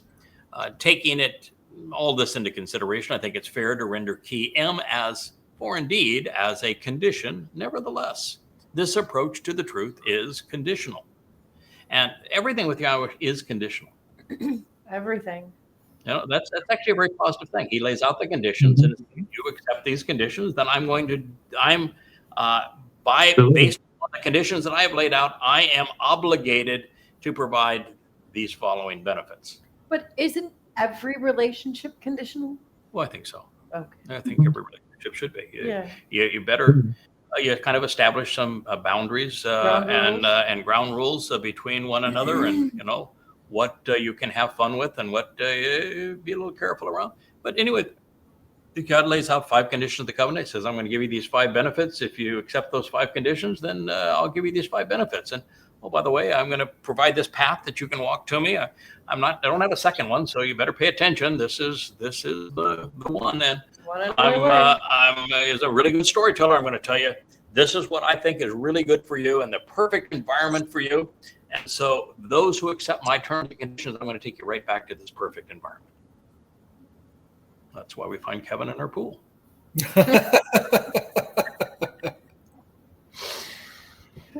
So the whole thing is based on the experience, Adam's experience in Eden. So Yahweh is encouraging us to mishpat, to think rationally and judgmentally about what is tov, productive and beneficial. If we want God to see us as being tov, useful, appropriate, and pleasing, our actions and responses should be conditioned by exercising good judgment. So he's actually done something here that I think is marvelous when you consider that Abaha conveys love from a feminine, on a feminine perspective, and Mishpat describes kind of that masculine nature of being judgmental. Mm-hmm. Okay. So can I exercise that right? Mm-hmm. Right Which one do you do with the Abaha or no? The to judge correctly. Okay.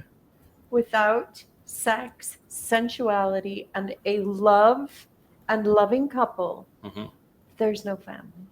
Right. Not there a good one. It's there you go. Yeah, not one that will stay together. Not one that so grow up. That isn't going to be immediately fractured. As a matter of fact, we're going to in future programs as we get further through the story of 2 Samuel 6. Oh yeah. We're going to find out what a bitchy wife, serious prudish issues, and does not like a frolicking husband. We're going to find out what she has to say about Dode when the Ark of the Covenant is coming in to town, and Dode goes from wearing the priestly outfit and stripping to wearing nothing but a smile. And we're going to get a chance to see what she says to runs Dode. in the blood, doesn't it? Yeah. So anyway, the fun thing about this, and it's going to ultimately where it goes. So I'm going to let this cat out of the bag because it's just hilarious. So Micah is the wife that came by way of King Saul. Yeah, and so she is saying, you are just lowly and little. The way that you're parading around here and dancing showing yourself off and all together, showing yourself off like that. All indecent. You are just nothing but lowly and little. And you know what his response was? I'll show you how little I am. He says, so you're speaking of me as lowly and little and the way that I'm parading around in front of the concubines. Mm-hmm. So what I'm going to do is I'm going to interact with those concubines. And I'm going to tell you, they're going to see me as kabod.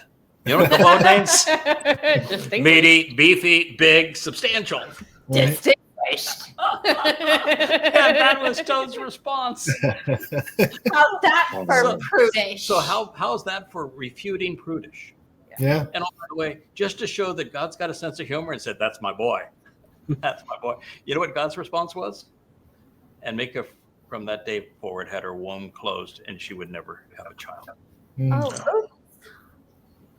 So it seems like Yahweh liked the sense of humor. I thought it was a wonderful answer, by the way. I thought it was really, very funny. But there we go. So our king, talking about the size of his schlong. Our king has. You have seen the Hebrew Nationals. Yes, yes. Our king has a sense of humor, and our God loves his sense of humor. And oh, by the way, it ain't prudish. And it's a lot like Leia's. Yeah, you can't twist that to prudish. No. Now the beauty of this story, all the way through, is that God is enjoyable to be around. He created us. Not a prude. He created us to be happy. He has a very pleasant, enjoyable disposition. He likes sarcasm. And banter. He likes love. He's just an exceedingly comfortable God to be around. In fact, when Adam and Chawa were incommunicato with God in the garden, was there any discomfort among any of them? No. It's only when the Jews got to be religious that they, stay away from me. We don't want to see you anymore. No, so it's something to think about. So in this case, we're encouraged to discern and deduce why it is appropriate to show an an affinity for, desiring, and loving chesed. And while the secondary connotation of chesed is loving, devoted, and affectionate relationships with mutual benefits, which is ours has mutual benefits. Which is good by itself.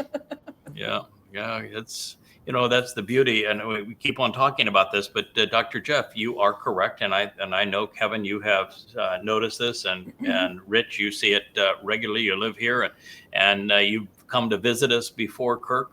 We really have a great relationship. I mean, we are mentally stimulating together. We share the same passion.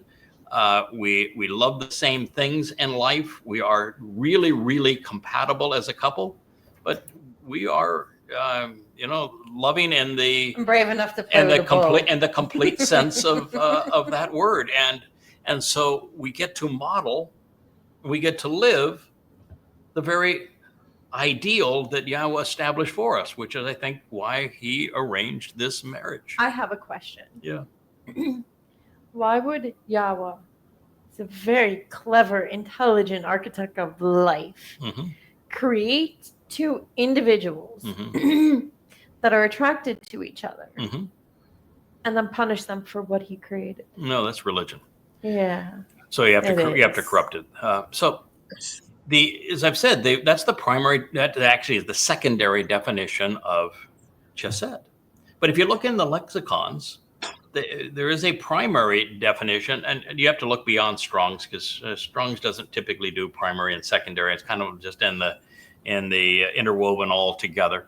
But if you look at the best of the lexicons, and when you were doing all of your translations, James, you and I both settled on the fact that there's one lexicon that's just vastly superior to all the others in terms of the information it provides, and it very clearly has the word once, and then the word the second time, and the word the first time actually says the following.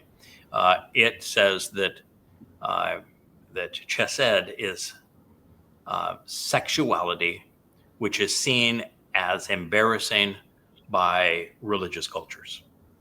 That is the primary definition of the world. It talks about the shame associated with sexuality. Is that the theological word book, which I call the twat? No, it's not that one.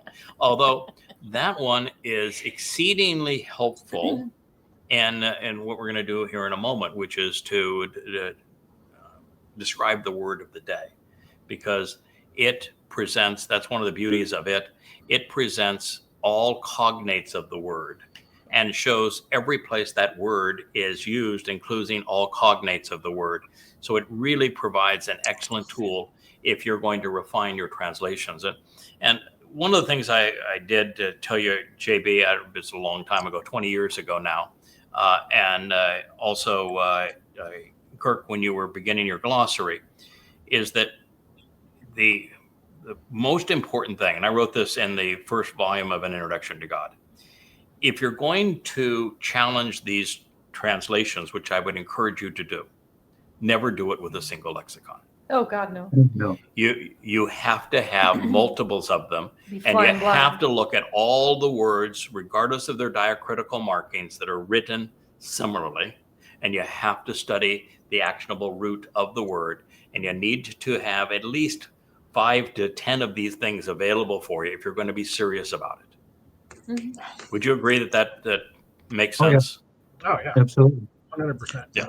You're making Otherwise, you're making a brilliant point that logic dictates that when you predicate something on a false premise, everything thereafter is going to be false. So if you're just relying on Strong's and King James, you're lost before you begin. You are you're lost before you begin. Yeah, you're building your house on a faulty foundation. Absolutely. And when you're talking about the words that God inspired, that's a really bad idea. That was the whole purpose of the Amplified Translation, to show all the various connotations that fit that particular sentence or phrase, and allow God to share all of them. And then we can talk about what are the ones that make the most sense and which ones don't fit that particular context. It's the teaching mechanism behind the Amplified Translation that we've done. Now, of course, this is to suggest that Adam and Chava enjoyed one another's company sexually. They were naked, they were unashamed, unlike the religious who are so hung up on modesty that they condemn opening up to the joy of loving sensuality. Stated another way, Leah was right. Now, Yahweh designed us to arouse sexuality in loving and affectionate, mutually beneficial relationships. Just said. Nakedness and sex are good, not bad. And I speak from, fairly considerable experience. Oh, this is a man who thinks boobies are Prozac. I do. And, so there we are. So Leah's, I think, fellas, that most of us, if we had breasts, we would get nothing done. No, you wouldn't. We just wouldn't. You guys Even turn into Rich is over there mush. grinning over to the side, and he's an introvert. But if we had breasts, we would just never get anything done. Yeah. I look at him, I'm like, grow up. They're just boobs. Yeah, well, we like them. Yeah, I've even Kirk, you're grinning. We do. We think most men think women are really pretty. Yes, I do. Just Yahweh designed it that way. So Yahweh's exceptions are few and far between. We've talked about that. They include traumatizing children by having them see their parents naked, incest, pedophilia, rape, and bestiality. To this, Yahweh wants women to be able to deal with their menstrual cramps and bleeding in private. And that's not only for their health, and we can go through that, but I don't think we need to. For the health of the relationship. As the sex, when a woman is menstruating, can cause infection in that woman that can be very dangerous to her health. And so Yahweh knew this and said, just have some respect for your woman. Don't do that. Oh, by the way, in Hebrew, is there a wedding vow? No. So it doesn't say to death do you part and to forsaking all others, all that kind of Christian stuff. Does it ever mention any of that? No. That one. No, it doesn't. There's no reference to it at all. In fact, is monogamy even from a male-female point of view? Is it ever discussed? No. No. In fact, I've said this before, and I'm sure that this really drives the prudish women crazy, but I don't think that men are naturally monogamous. And having dated a lot, I don't think women are naturally monogamous either. No.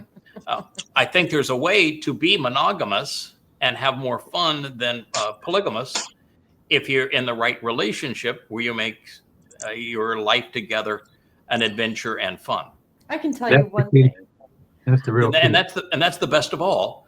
But that takes a really special, creative couple to keep the relationship exciting that way. But Yahweh's view of this whole thing is quite different. So there are no wedding vows. Is there even a term that would be said wife as opposed to just woman? Not really. I don't know one. Really? No, there isn't. It's the same. The word that is rendered wife is the same word, just means woman, Isha. And there really isn't a term for husband either. It's just man. And so there is no ordeal that you go through to become husband and wife. There is no religious horseshit. No, none. No rules of that, of any of that kind. Now there are some things about if you don't climb into bed with your neighbor's wife. That's it's a bad thing. But that's really just over coveting what doesn't belong to you. That has nothing to do with love. And if there's a very complex series of instructions on former wives and wives of brothers and all that kind of stuff, but none of that has to do with living and being married. It really all has to do with setting up the scenario that Yahweh is designing pursuant to what we call the adulterous woman in Numbers 5, where he's trying to explain these are the kinds of relationships which are counterproductive to the relationship that I'm trying to achieve with you. Yep. And they're presented that way, and they're all head scratchers. You have to really be on your game to understand. And being specifically prudish is against where Yah was taking. Yeah, there's no place where it says, "Thou shalt not have fun with thy wife." Okay, so this brings us to the word of the day. By way of introduction, this word conveys something we should demonstrate and be cognizant of based upon the preceding narrative in the garden, especially in our walk through life with God. As previously mentioned, when spelled Shana, it's T-S-A-N-A, the word is only found in this one place. So the definition became a function of how religious publications had chosen to render it. In such cases, to avoid being dragged down a misleading path, we must search for either one of two things. JB or Kirk, what do you think of or even Kevin, what do you think of the two things that we should search for if a word is only used once? What's the first thing we should look for to understand it? If it is verbal root. Yeah, if it has a verbal root. How he's used the first time. Yeah, too. if it has a verbal root, that would be number one. And number two, how is it first used? Good things to do, right? Yeah. Mm-hmm, Guess what? We have the opportunity to do both of them with this word. It does have a verbal root. So we search for actionable roots and cognates. And in this case, the verbal root is shana. And its first use is in Kara 16:4, where it speaks of, guess what? Wrapping, winding, and binding oneself up in attire that is set apart after our bodies are washed in water and clean. So the verbal root speaks of wrapping, winding, and binding. And now this is being presented in our walk with Yahweh. So being bound up in our walk with Yahweh makes some sense. Yeah, making it important. Yeah. Yeah, absolutely. Well, maybe not just important, but so close. You're just wrapped up, kind of one with Yahweh. You're treating Yahweh as he's protecting me. He's wrapping me up. I'm tethered to my God.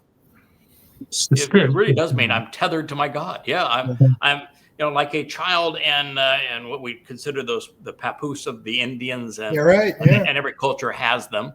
But when you're swaddled in one of those things, you're brought close to the mother. Well, in this case, the mothership is Yahweh. He is our Father, and to be tethered to Him and tightly bound to Him would be the definition you would derive from the actionable root. Yeah. Is there any other definition that you could derive from this actionable root? No. Are you going to find modesty in that verbal root? No. Being bound and tethered and wound up with somebody, is there any modesty there? Is there anything that can be considered intertwined? No. That's the verbal root. That means that is defining the meaning of the word. I have not yet found a Hebrew word where the verbal root was out of sync with the nouns that are derived from it. And particularly when it's used in Kara, the heart of the Torah, in this way. Now, the final use is as sanaf, and it is used in Zechariah 3:5. Oh, one of my favorite passages. You know, this discussion in Zechariah 3:5, it says that Yosha, the high priest, that he is a scumbag. He is really filthy. He's dirty. He is unqualified. Those that hang around him are scumbags. Loosely translated. It's my paraphrase of it. And therefore, the high priest, even a Yosha, Jesus, isn't qualified to do what needs to be done on the day of Yom Kipurym, when the Ark of the Covenant, the mercy seat, needs to be anointed with the blood of the bull and of the goat. So we need somebody else to fill that role and to dress up as the high priest. And we're going to wrap. And even Zechariah, he comes in and says, yeah, now I get it. That's Dode. That's going to be the guy that's going to do this. And he says, can I wrap the headdress around him? Don't forget that, wrapping that headdress around him. That's in Zechariah 3:5. Do you know what else goes on that headdress? Mhm. A silver plate with the name Yod He Wah He. Yahweh.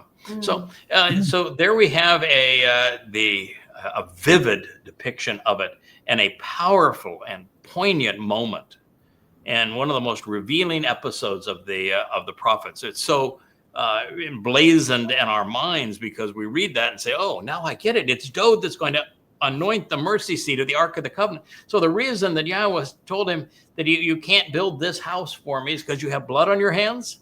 When of course, every battle he fought, Yahweh fought with him and helped him. So that blood on his hands, he was defending Israel. That didn't mean squat to Yahweh.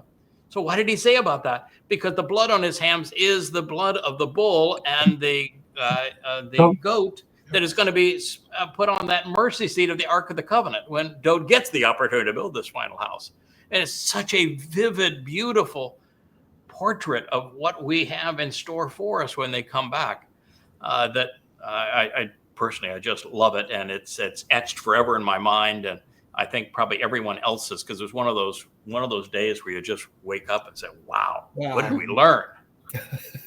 What is this? So that is that's the nature of this word. Therefore, we are to be wrapped up with, bound to Yahweh, and our walk through life with Him, tethered to God. A little mishpat here, the meaning with a little mishpat, I should say, a little good judgment. The meaning is easily deduced and straightforward. So, this is what they didn't do. This is why when Leah brought it to me and says, "I don't think this is right. Can you tell me what is right?" And we went through all of this together, and she remade it, and you'd say, "Wow, that's exciting. What a way to learn." And that's how we go about doing. Every translation that I've written for the last 24 years is done exactly the same way. This is what makes it so interesting. And JB, this is why you can't just do the translation. You need to tell the story, because that's where the excitement is. That's where the understanding comes from. That's where we're all put in a position where we can respond. You can translate it, doesn't mean you'll understand it. So, for indeed, as a condition, act upon and engage in sound decision making, exercising good judgment, while loving and desiring, even showing an affinity for mutually beneficial, loving, and affectionate relationships, even when sexuality is considered embarrassing and deemed shameful, while also being bound up and tethered to, walking in life while enjoying the journey with and near your God. Cue the sexy jazz music. Yeah. Okay. Now, one of the things here that's also true is that I don't care. Listen, I don't think God cares about homosexuality one way or the other, and certainly I don't either. But the only kind of sensuality that I know is heterosexual sensuality, men and women. And so, as we're dealing with this, to say that this sexuality that is being discussed here, my ear is falling off, is men and women. I'll catch it. It begins with the masculine response, judgment, mishpat, and then it goes to the feminine response, which is ahava, love. Isn't that a marvelous way of introducing this concept of mutually enjoyable, mutually beneficial sensuality and love with the good judgment and the loving response? It's even better when you have a woman that has an equal measure of both. Oh, I prefer. I think that even though you have a lot of both, you're still woman, and still, as much as you would like to hide it, you've got a little bit more of one than the other, and I've got a little bit more of the other than the one, and that's what makes it good. That's what Yahweh was saying there. That's the picture He's painted. It's a beautiful picture. Oh, well, so we don't leave the prophet Micah asking questions regarding Yahweh prematurely. This is what he said next. The cold voice of Yahweh to the inhabitants of the city. He invites and summons, calling out while reading and reciting. He issues a proclamation to meet. So, the one successfully executing sound judgment, who shows the capacity for understanding Yahweh. He is shown, he observes, he perceives, he reveals, and he delights in your name. Of your own free will, choose to listen to the mate, this branch and staff, this rod of the chief of staff who is extended. So, who? Choose, selected. Who chose, selected, and appointed this? Who caused this to happen? Who made this decision, selecting this individual and this process? Micah asking questions regarding Yahweh. I know. Micah 6:9. I know who did it. Who did it? Yahweh. Yahweh did do it. It's, Right, Now- look? now, Are you still talk awake ab- for this? Come on. so you talk about the Uh-huh. Yahweh. Wow. Think about this. That when Yahweh introduces the coal that speaks out in the wilderness to remove the obstacles and explain that the way to Yahweh is straightforward, he is doing so in a context that uses all of the other titles that he has applied to this job that we're collaborating on. So the very fact that it begins with the voice of Yahweh, because didn't Yahweh said, I'm not speaking to them again directly right. until they come back to me? But I Which got a means- guy. Which means the only way that God can speak to his people is through someone. And he has this one guy, this goy, this Nakri, this choder, that he has that is his coal voice that he has chosen to speak through. And try as you will, you guys are bright fellas. Is there anybody else that qualifies for this lone goy? We've had this. Low, low, low. I haven't found him. I haven't seen him. Low, low, low. No, no, no. And yet. And by the way, Unless you're blind, deaf, dumb, and yeah, stupid. and by the way, you don't want to. First of all, there's no reason to volunteer for this because Yahweh was not seeking volunteers. No. There was no line at that meeting that we had and said, okay, I want the 18th guy in line there. And no, there was no lineup. You don't solicit the job. You don't say, hey, God, I want that job. That sounds like fun. I want to have every bone in my body broken. I want to sign up for that. I want everybody to hate me. I want people to attack me for doing the right thing. That sounds like a really fun thing. I want to give 24 years of my life already, 14 hours a day, 6 to 7 days a week, where you're investing your money and not charging anything for anything. Mm-hmm. Yeah. So before you say I want that job, think all that part through. Well, I think Anne thought she had her Korsaleb, her gotcha moment. LOL, listen to Leah. LTL, listen to Leah. And she got her clock cleaned several-fold. Several-fold. Several-fold. You don't futz with Yahweh's chosen implement, not because he's tough to futz with, and he is pretty tough to debate. I've done live debates now on radio and elsewhere for now 24 years with a call-in talk radio show and 5,000 to 10,000 radio interviews before that. So I've done a lot of it, and I'm pretty good at it. But the fact is that every time that you pick a fight, Yahweh has already been there, and he's already written the prophecy That's to amazing. unveil you. And so this is Yahweh's response to you. And every time you do it, you find this is Yahweh's response. He has written in history a prophecy that pertains to this, and your stupidity is going to take you right there because that's why he wrote it this way. I have to wonder when they're going to begin to understand that Yahweh loves the bull and his wife. He does. I don't know what he sees in me, but I know what he sees in Leah. But nonetheless, this is his choice, and you know, you got to deal with it. It's his choice. Yeah. So the voice of Get Yahweh over it. to the inhabitants of the city. You know, we're speaking to the city of Jerusalem, Yes, we are. and he finally is one of those two witnesses to the city. He invites and summons, calling out while reading and recited. He Kara. You know, Kara is if you're to take the top 5 words that have been important to the whole Yada Yahweh experience, Kara would be in that top 5. Yeah. Oh, yeah. And I don't think anybody has ever explained Kara as well as we have. It means to invite, to summon, to welcome, to meet, to read, and to recite. Would have been a much better word of the day for them to use. It wouldn't have been. You would think. You would think.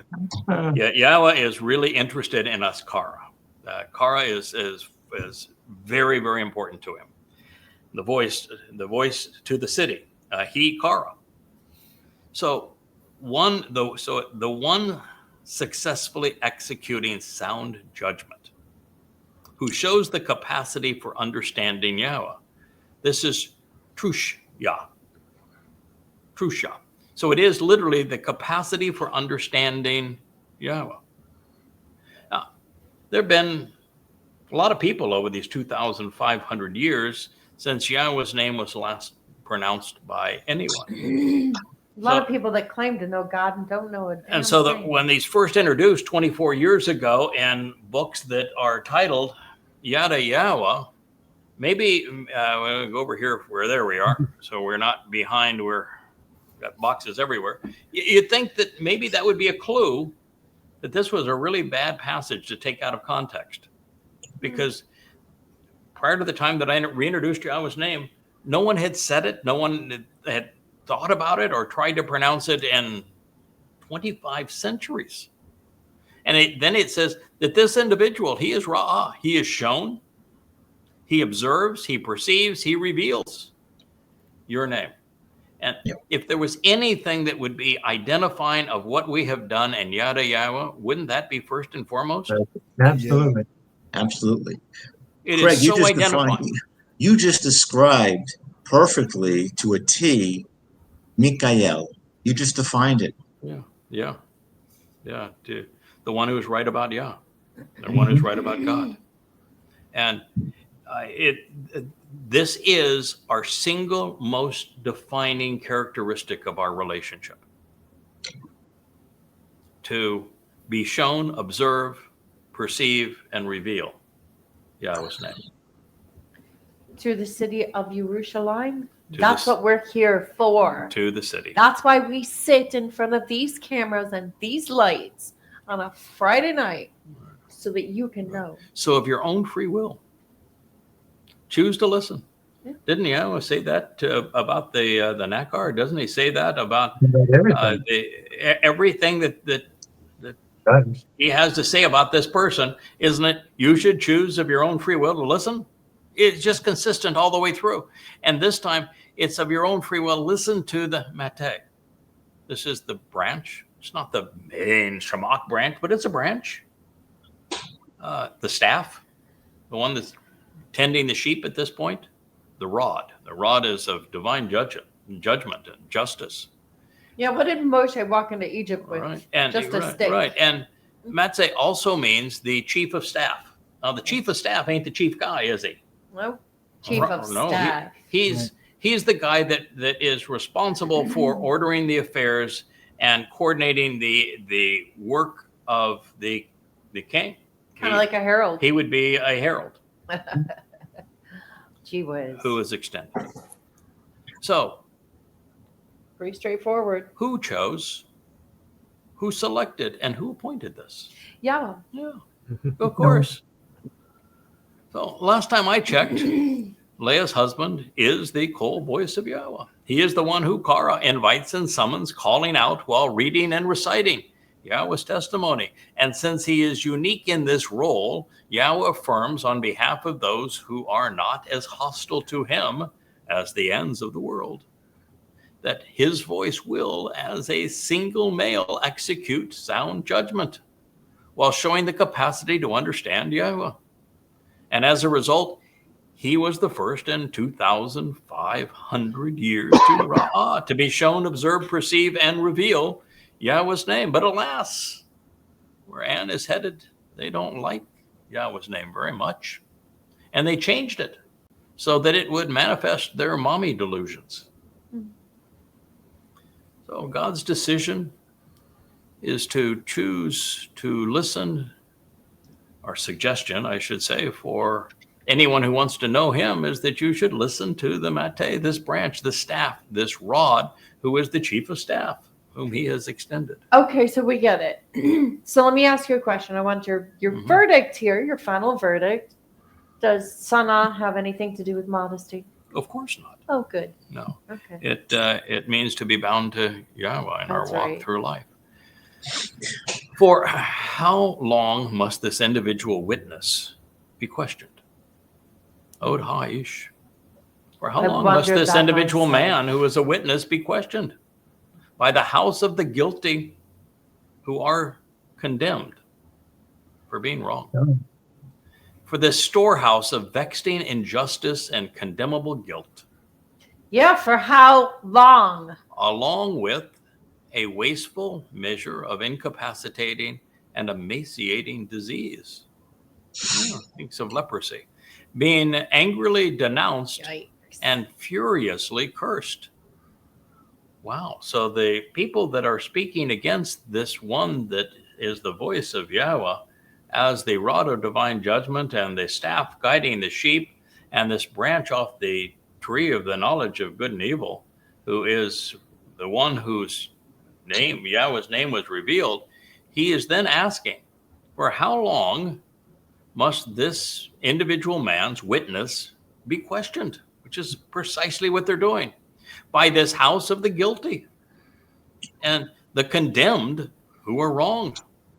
They're a storehouse of vexing injustice and condemnable guilt, along with a wasteful measure of incapacitating and emaciating disease. Amazing. All being angrily denounced and furiously cursed. That's some pretty strong language, isn't it? I'd say so. You think you'd want to be at the wrong end of that? Hell no. Don't aim it at me. Nope. No. So if you're in that damn mommy goddess cult, what in the hell are you doing? Are you that stupid? Apparently. Yes. I mean, did you want God calling you furiously cursed, angrily denounced, emaciating, and your disease, wasteful, incapacitated, a condemnable storehouse of guilt, condemned for being wrong? And clearly, she was set up to do this months ago by the psychopath Dee herself and her little group of mommy goddesses. And this is what God is saying about them.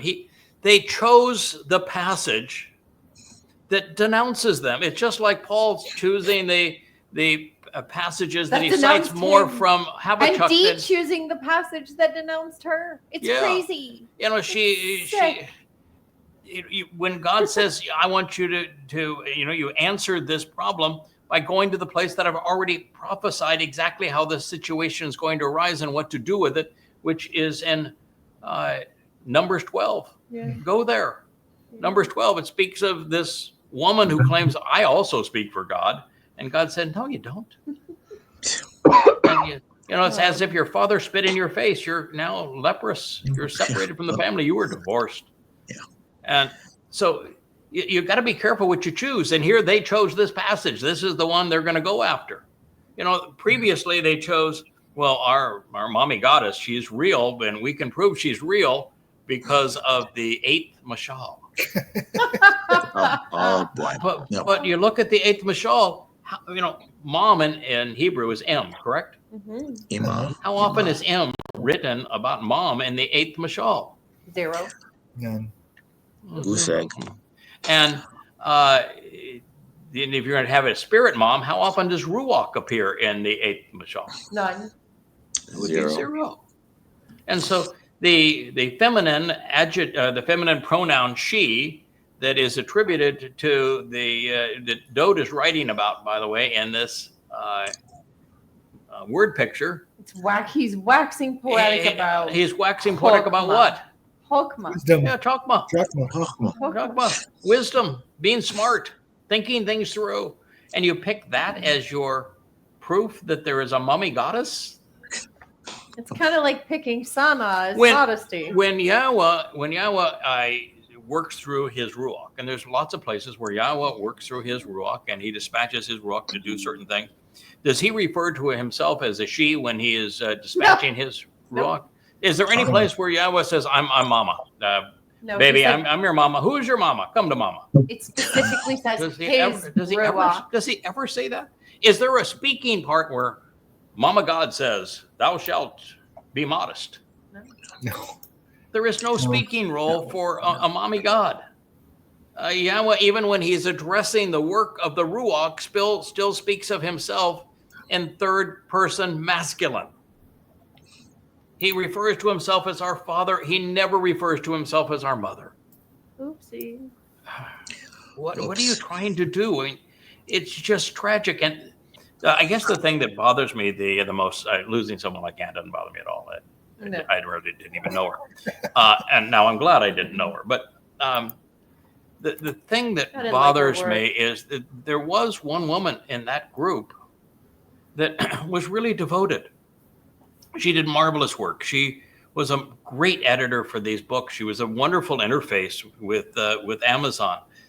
And even though I went out of my way to explain to her the psychotic nature of Dee and her money-grubbing dishonesty and the reasons that she was clinically tested as a psychopath and why this is a situation where you're being played and you should not do this, she went and did it anyway. And it breaks my heart that her children and her grandchildren have now been exposed to this lie.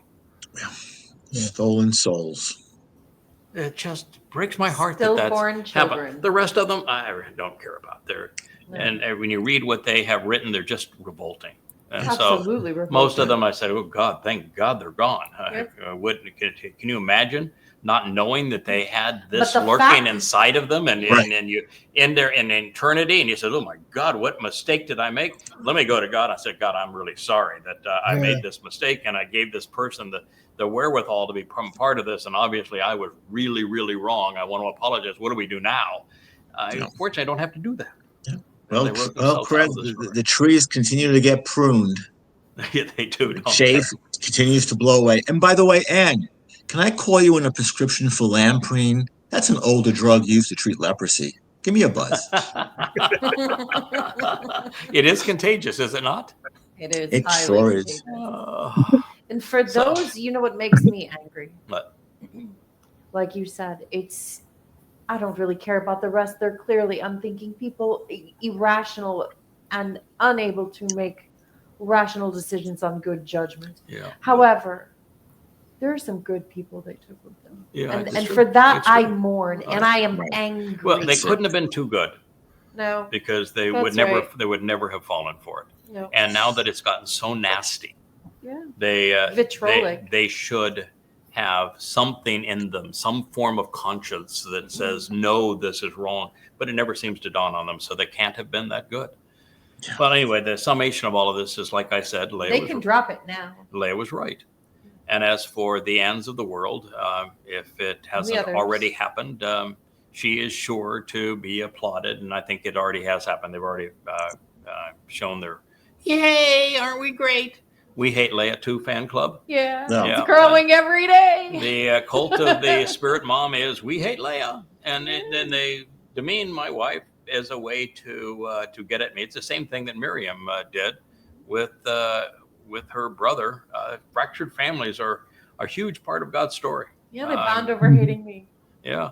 And so they bond over hating Leah, and then they use that to attack and to demean me and make themselves It's feel so very all Christian worthy of them. because they're demeaning this bad woman, and by demeaning this bad woman, they're being really moral, and so they attack God's chosen implement. Isn't it very Christian of them? But I think it's actually comprised of frigid women who live loveless lives of religious prudes, and they are similarly foolish. So you ought to be right at home with that group of characters. Now, I'm actually here I just want to introduce this. And what I want to do is a couple of things. One is I posted your response in analog form. I love that about you, Kirk, that you have the analog form, but you took pictures of it, and therefore there were JPEGs. And so on the Facebook page, I was able to post your 5-page letter, which I read quickly before we did the show, and I had a chance to post it. And I would like to, we can either go over that at a separate time, just you and I, or with the gang, or just the group here, and exclude me from it, because I think you could talk more comfortably and freely and openly if I wasn't here and it was just sometime tomorrow, hopefully or the next day. The group, including Rich as a full participant, come out from underneath, hiding behind all those cables, that Rich would join, and you just go over it, because I think there is a lot to be said there that would be helpful for people to know. So I don't want to do it on this program. I'd like to do it tomorrow, and my hope would be that you guys can do it collectively. Do I get to chime in? Yeah, and Leah gets to chime in, and but you're prejudiced, Leah. No one's going to believe that you're a fair witness. And Jeff, I don't blow smoke. we were all right. You belong here. This is it's really good to have you here. And it's so great to have JB back with us. Now Leah isn't the only token Yahud in the room. Right. Now the second thing I want to do. They're gaming on us. Yeah. The second thing I want to do is I want to commingle programs between explaining the greatness of Sukkah and what we have to expect on Sukkah, while we're also beginning to go down the path of the translations and interpretations that I sent to you guys before this show, which is 2 Samuel 6. So I'd like to at least, I know we've gone now way past our normal 2-hour, 1-hour show, but just as a little bit of a teaser here, when it comes, cliffhanger, because the story in 2 Samuel 6 is prophetic of every ounce of what we're experiencing. It is our story, and it has some revelations in it that you read and you say, okay, God, if I hadn't done this with you for the last 24 years, I'd be on the floor right now. That is just amazing how you explain that. Like, there's a guy who has a male name. He's a male influencer, and he has a bunch of assistants that working for this male influencer is what kind of his name means. And then he does something that Yahweh doesn't want, and his name is changed to a feminine name. No one even knows if he's pronounced exactly the same way. It's just written differently, and no one ever pays any attention to the fact, why did that name go from masculine to feminine? Yeah. And you go, oh yeah, that was clever. God, now I know what you're talking about here. And it's always just, the cart was about to fall over, and this guy, all he did is try to brace the cart. What harm could that be? And God killed him? What's wrong with you, God? Right? I mean, that's how it's presented. Yeah. You all heard the story. That's how it's presented. No, that's not it. But guess what? The whole story is about the Bakar, and it's the bull. Bakar's a bull. And if you've read that pulls and the if cart. and if you've read the story in Numbers 15, that bull is one of the three players. There's the bull, there's the goat, and there's the ram. And so the bull is actually called the Bakar in that story, which Dode should have known. He wrote an expose on the Torah. He should have known all about Numbers 15 because it lays that whole thing out, exactly what that bull is going to do. And so it says that the bull is stripped up and the bull falls. And the purpose of the bull falling is to pay the debts, to leave everybody unencumbered. And that's the picture that God was painting, that the very bull that is bringing this covenant family back so that the covenant, the Ark of the Covenant itself can go back into the home of Yahweh on the Temple Mount, that bull that is responsible for paying the debts, so that all of those who are now gathered in Jerusalem, this final remnant of Israelites who have been estranged all this time, are no longer indebted to their religious stupidity and are freed of that. It is that picture that God is painting, and that's the thing that he who became she interfered with. Lesson learned. Oh my goodness. Do And not mess with the bull. And then you go, and then Dode responds poorly. He gets mad at God. He's furious with God. And God has already said, listen, I'm really angry about this. I'm exceedingly disappointed. I was trying to teach a lesson here, and you went and messed up my lesson. This bull is essential to the story of the Ark of the Covenant.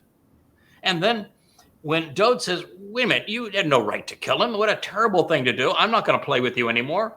I'm not going to take this ark into my city. I'm mad at you. Was that the right answer for Dode? Or should Dode have known what Yahweh wrote in the 12th chapter of Numbers? Yeah. You should have. 15. Yeah. 15. 15.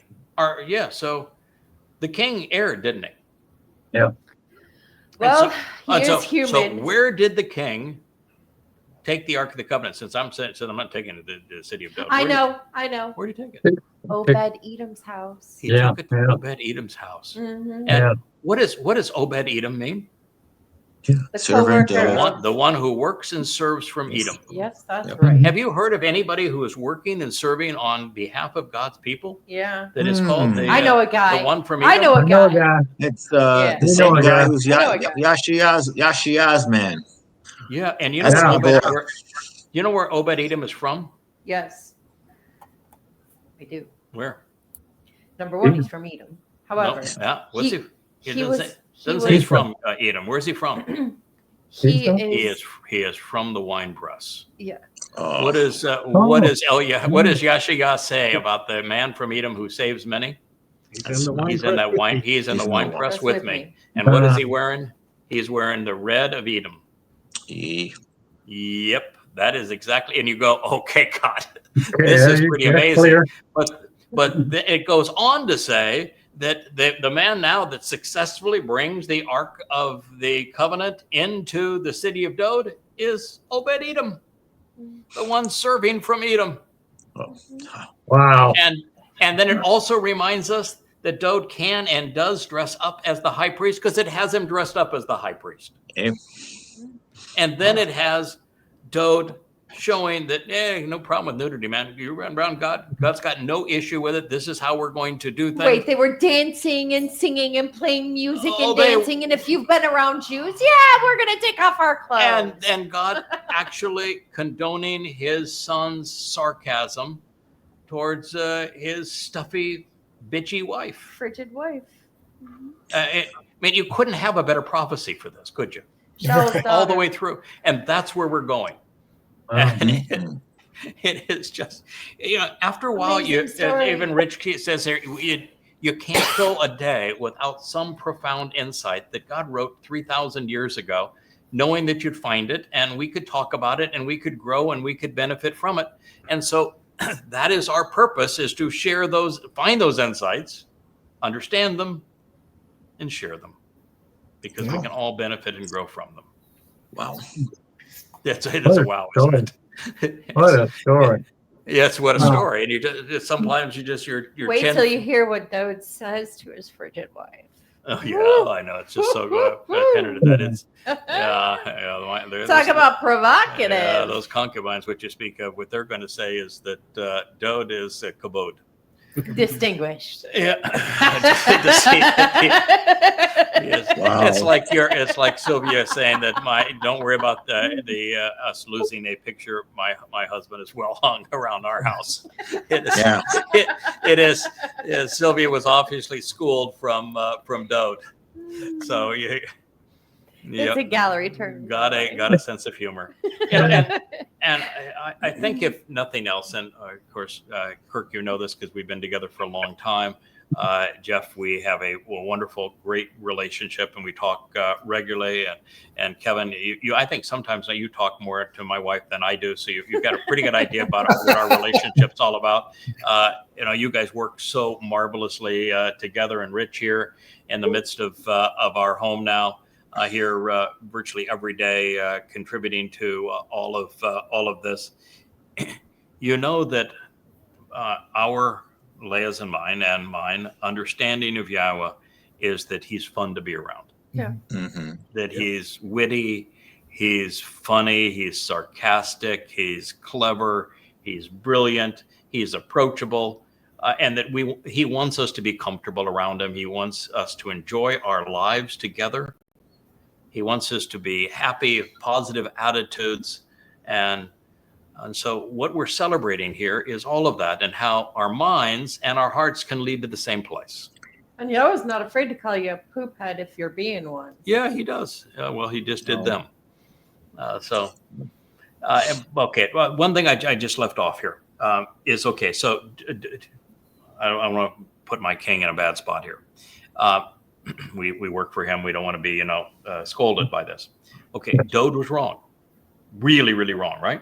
He came to the wrong conclusion. He hadn't processed that information. He probably read it a bunch of times, but he didn't process the information in Numbers 15 to understand this, or even in Numbers 5 or Numbers 19, which would also given him the answer as to what he was witnessing and why God was upset that word picture was being screwed up. And thereafter, Dode, in the same chapter, he gets his act together. He figures it out. Mm-hmm. And he says, well, Obed Edom, huh? Well, all right. I get this now. Okay. Obed Edom's going to bring the ark in. It's all going to be good. Let's just dance and have a really, really good time.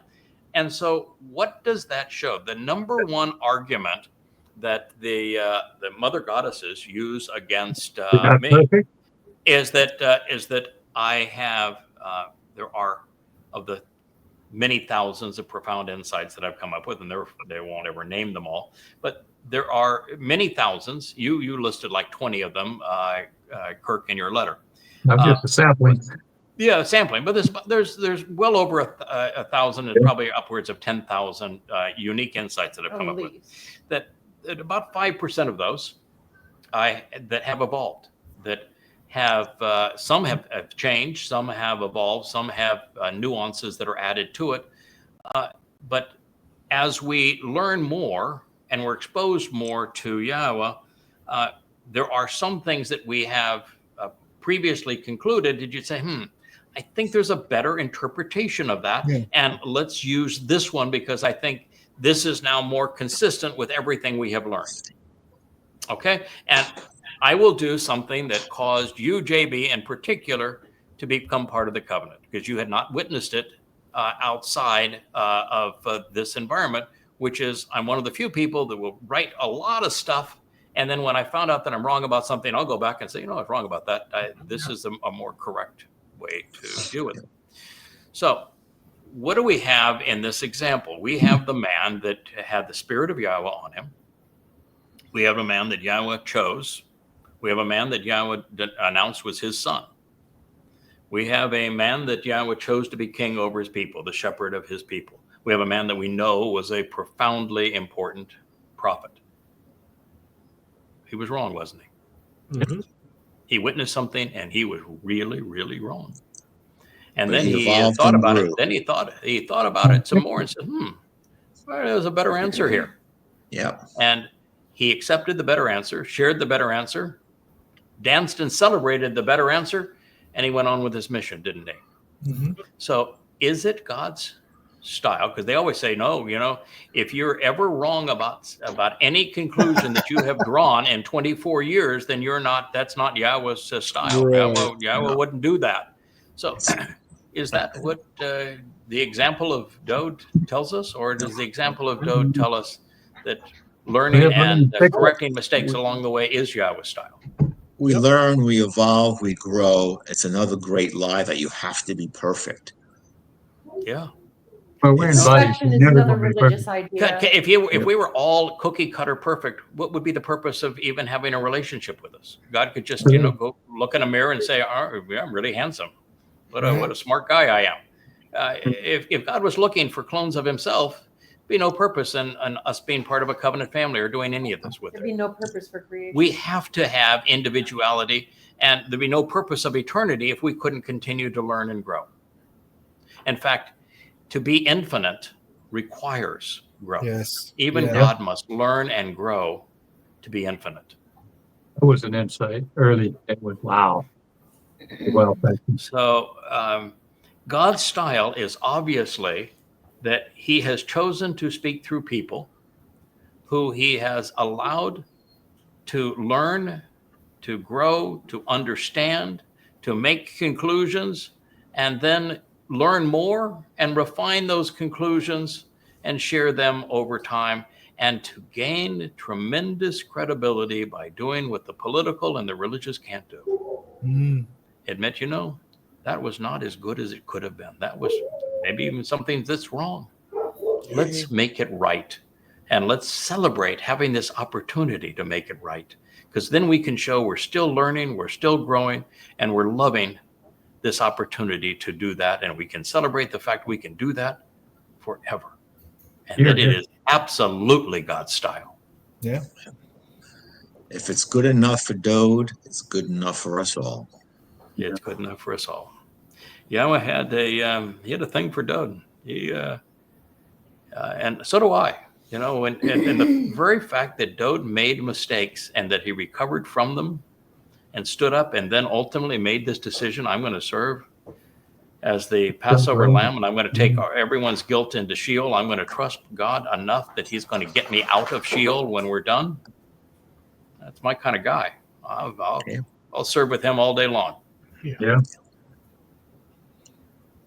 So that is the conclusion of our 2.5 hour family hour.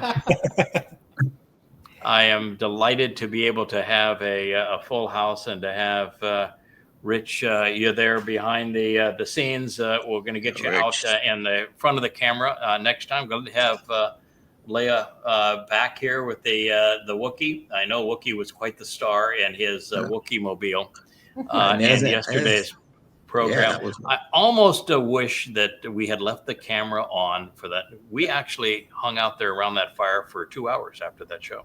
Wow.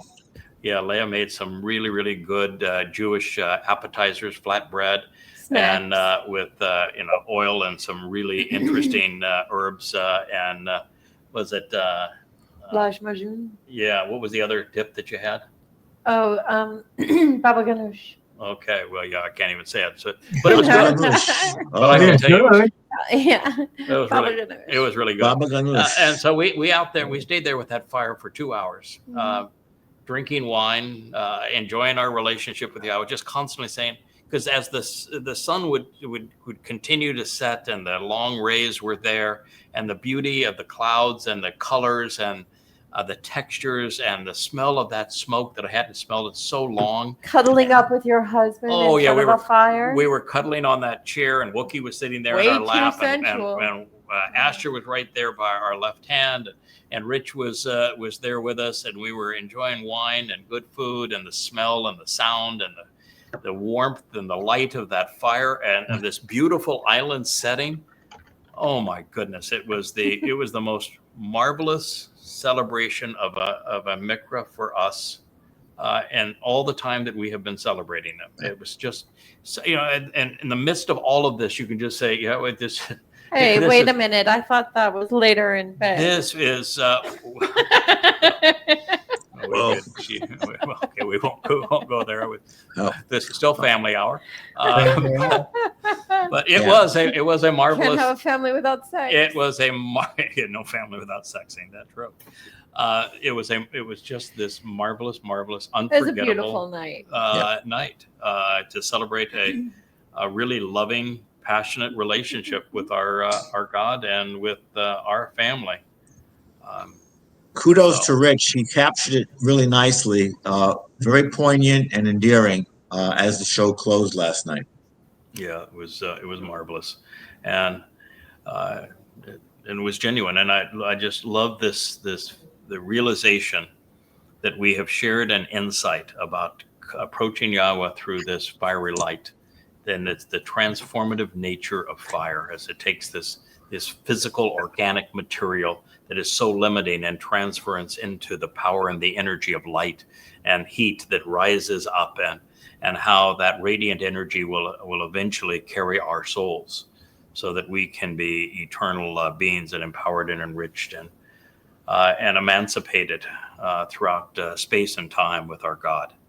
And as we're so enlightened by this process and embraced and warmed by it, and it is just the best metaphor that he possibly could have envisioned for us coming into his presence. And that was his instructions, approach me through this fiery light. And to experience that last night, with knowing that we had perceived that and shared it, a great moment. So, world, thank you very much for listening. For those who have made it all the way through this 2 hours and 45 Can I sign minutes. us out? Please, Leo. Shabbat shalom, everyone. May there be shalom in your home. Until next week. Shabbat shalom. Good night. Goodbye, shalom. Good Thank night. you, everyone. Shalom. Good night.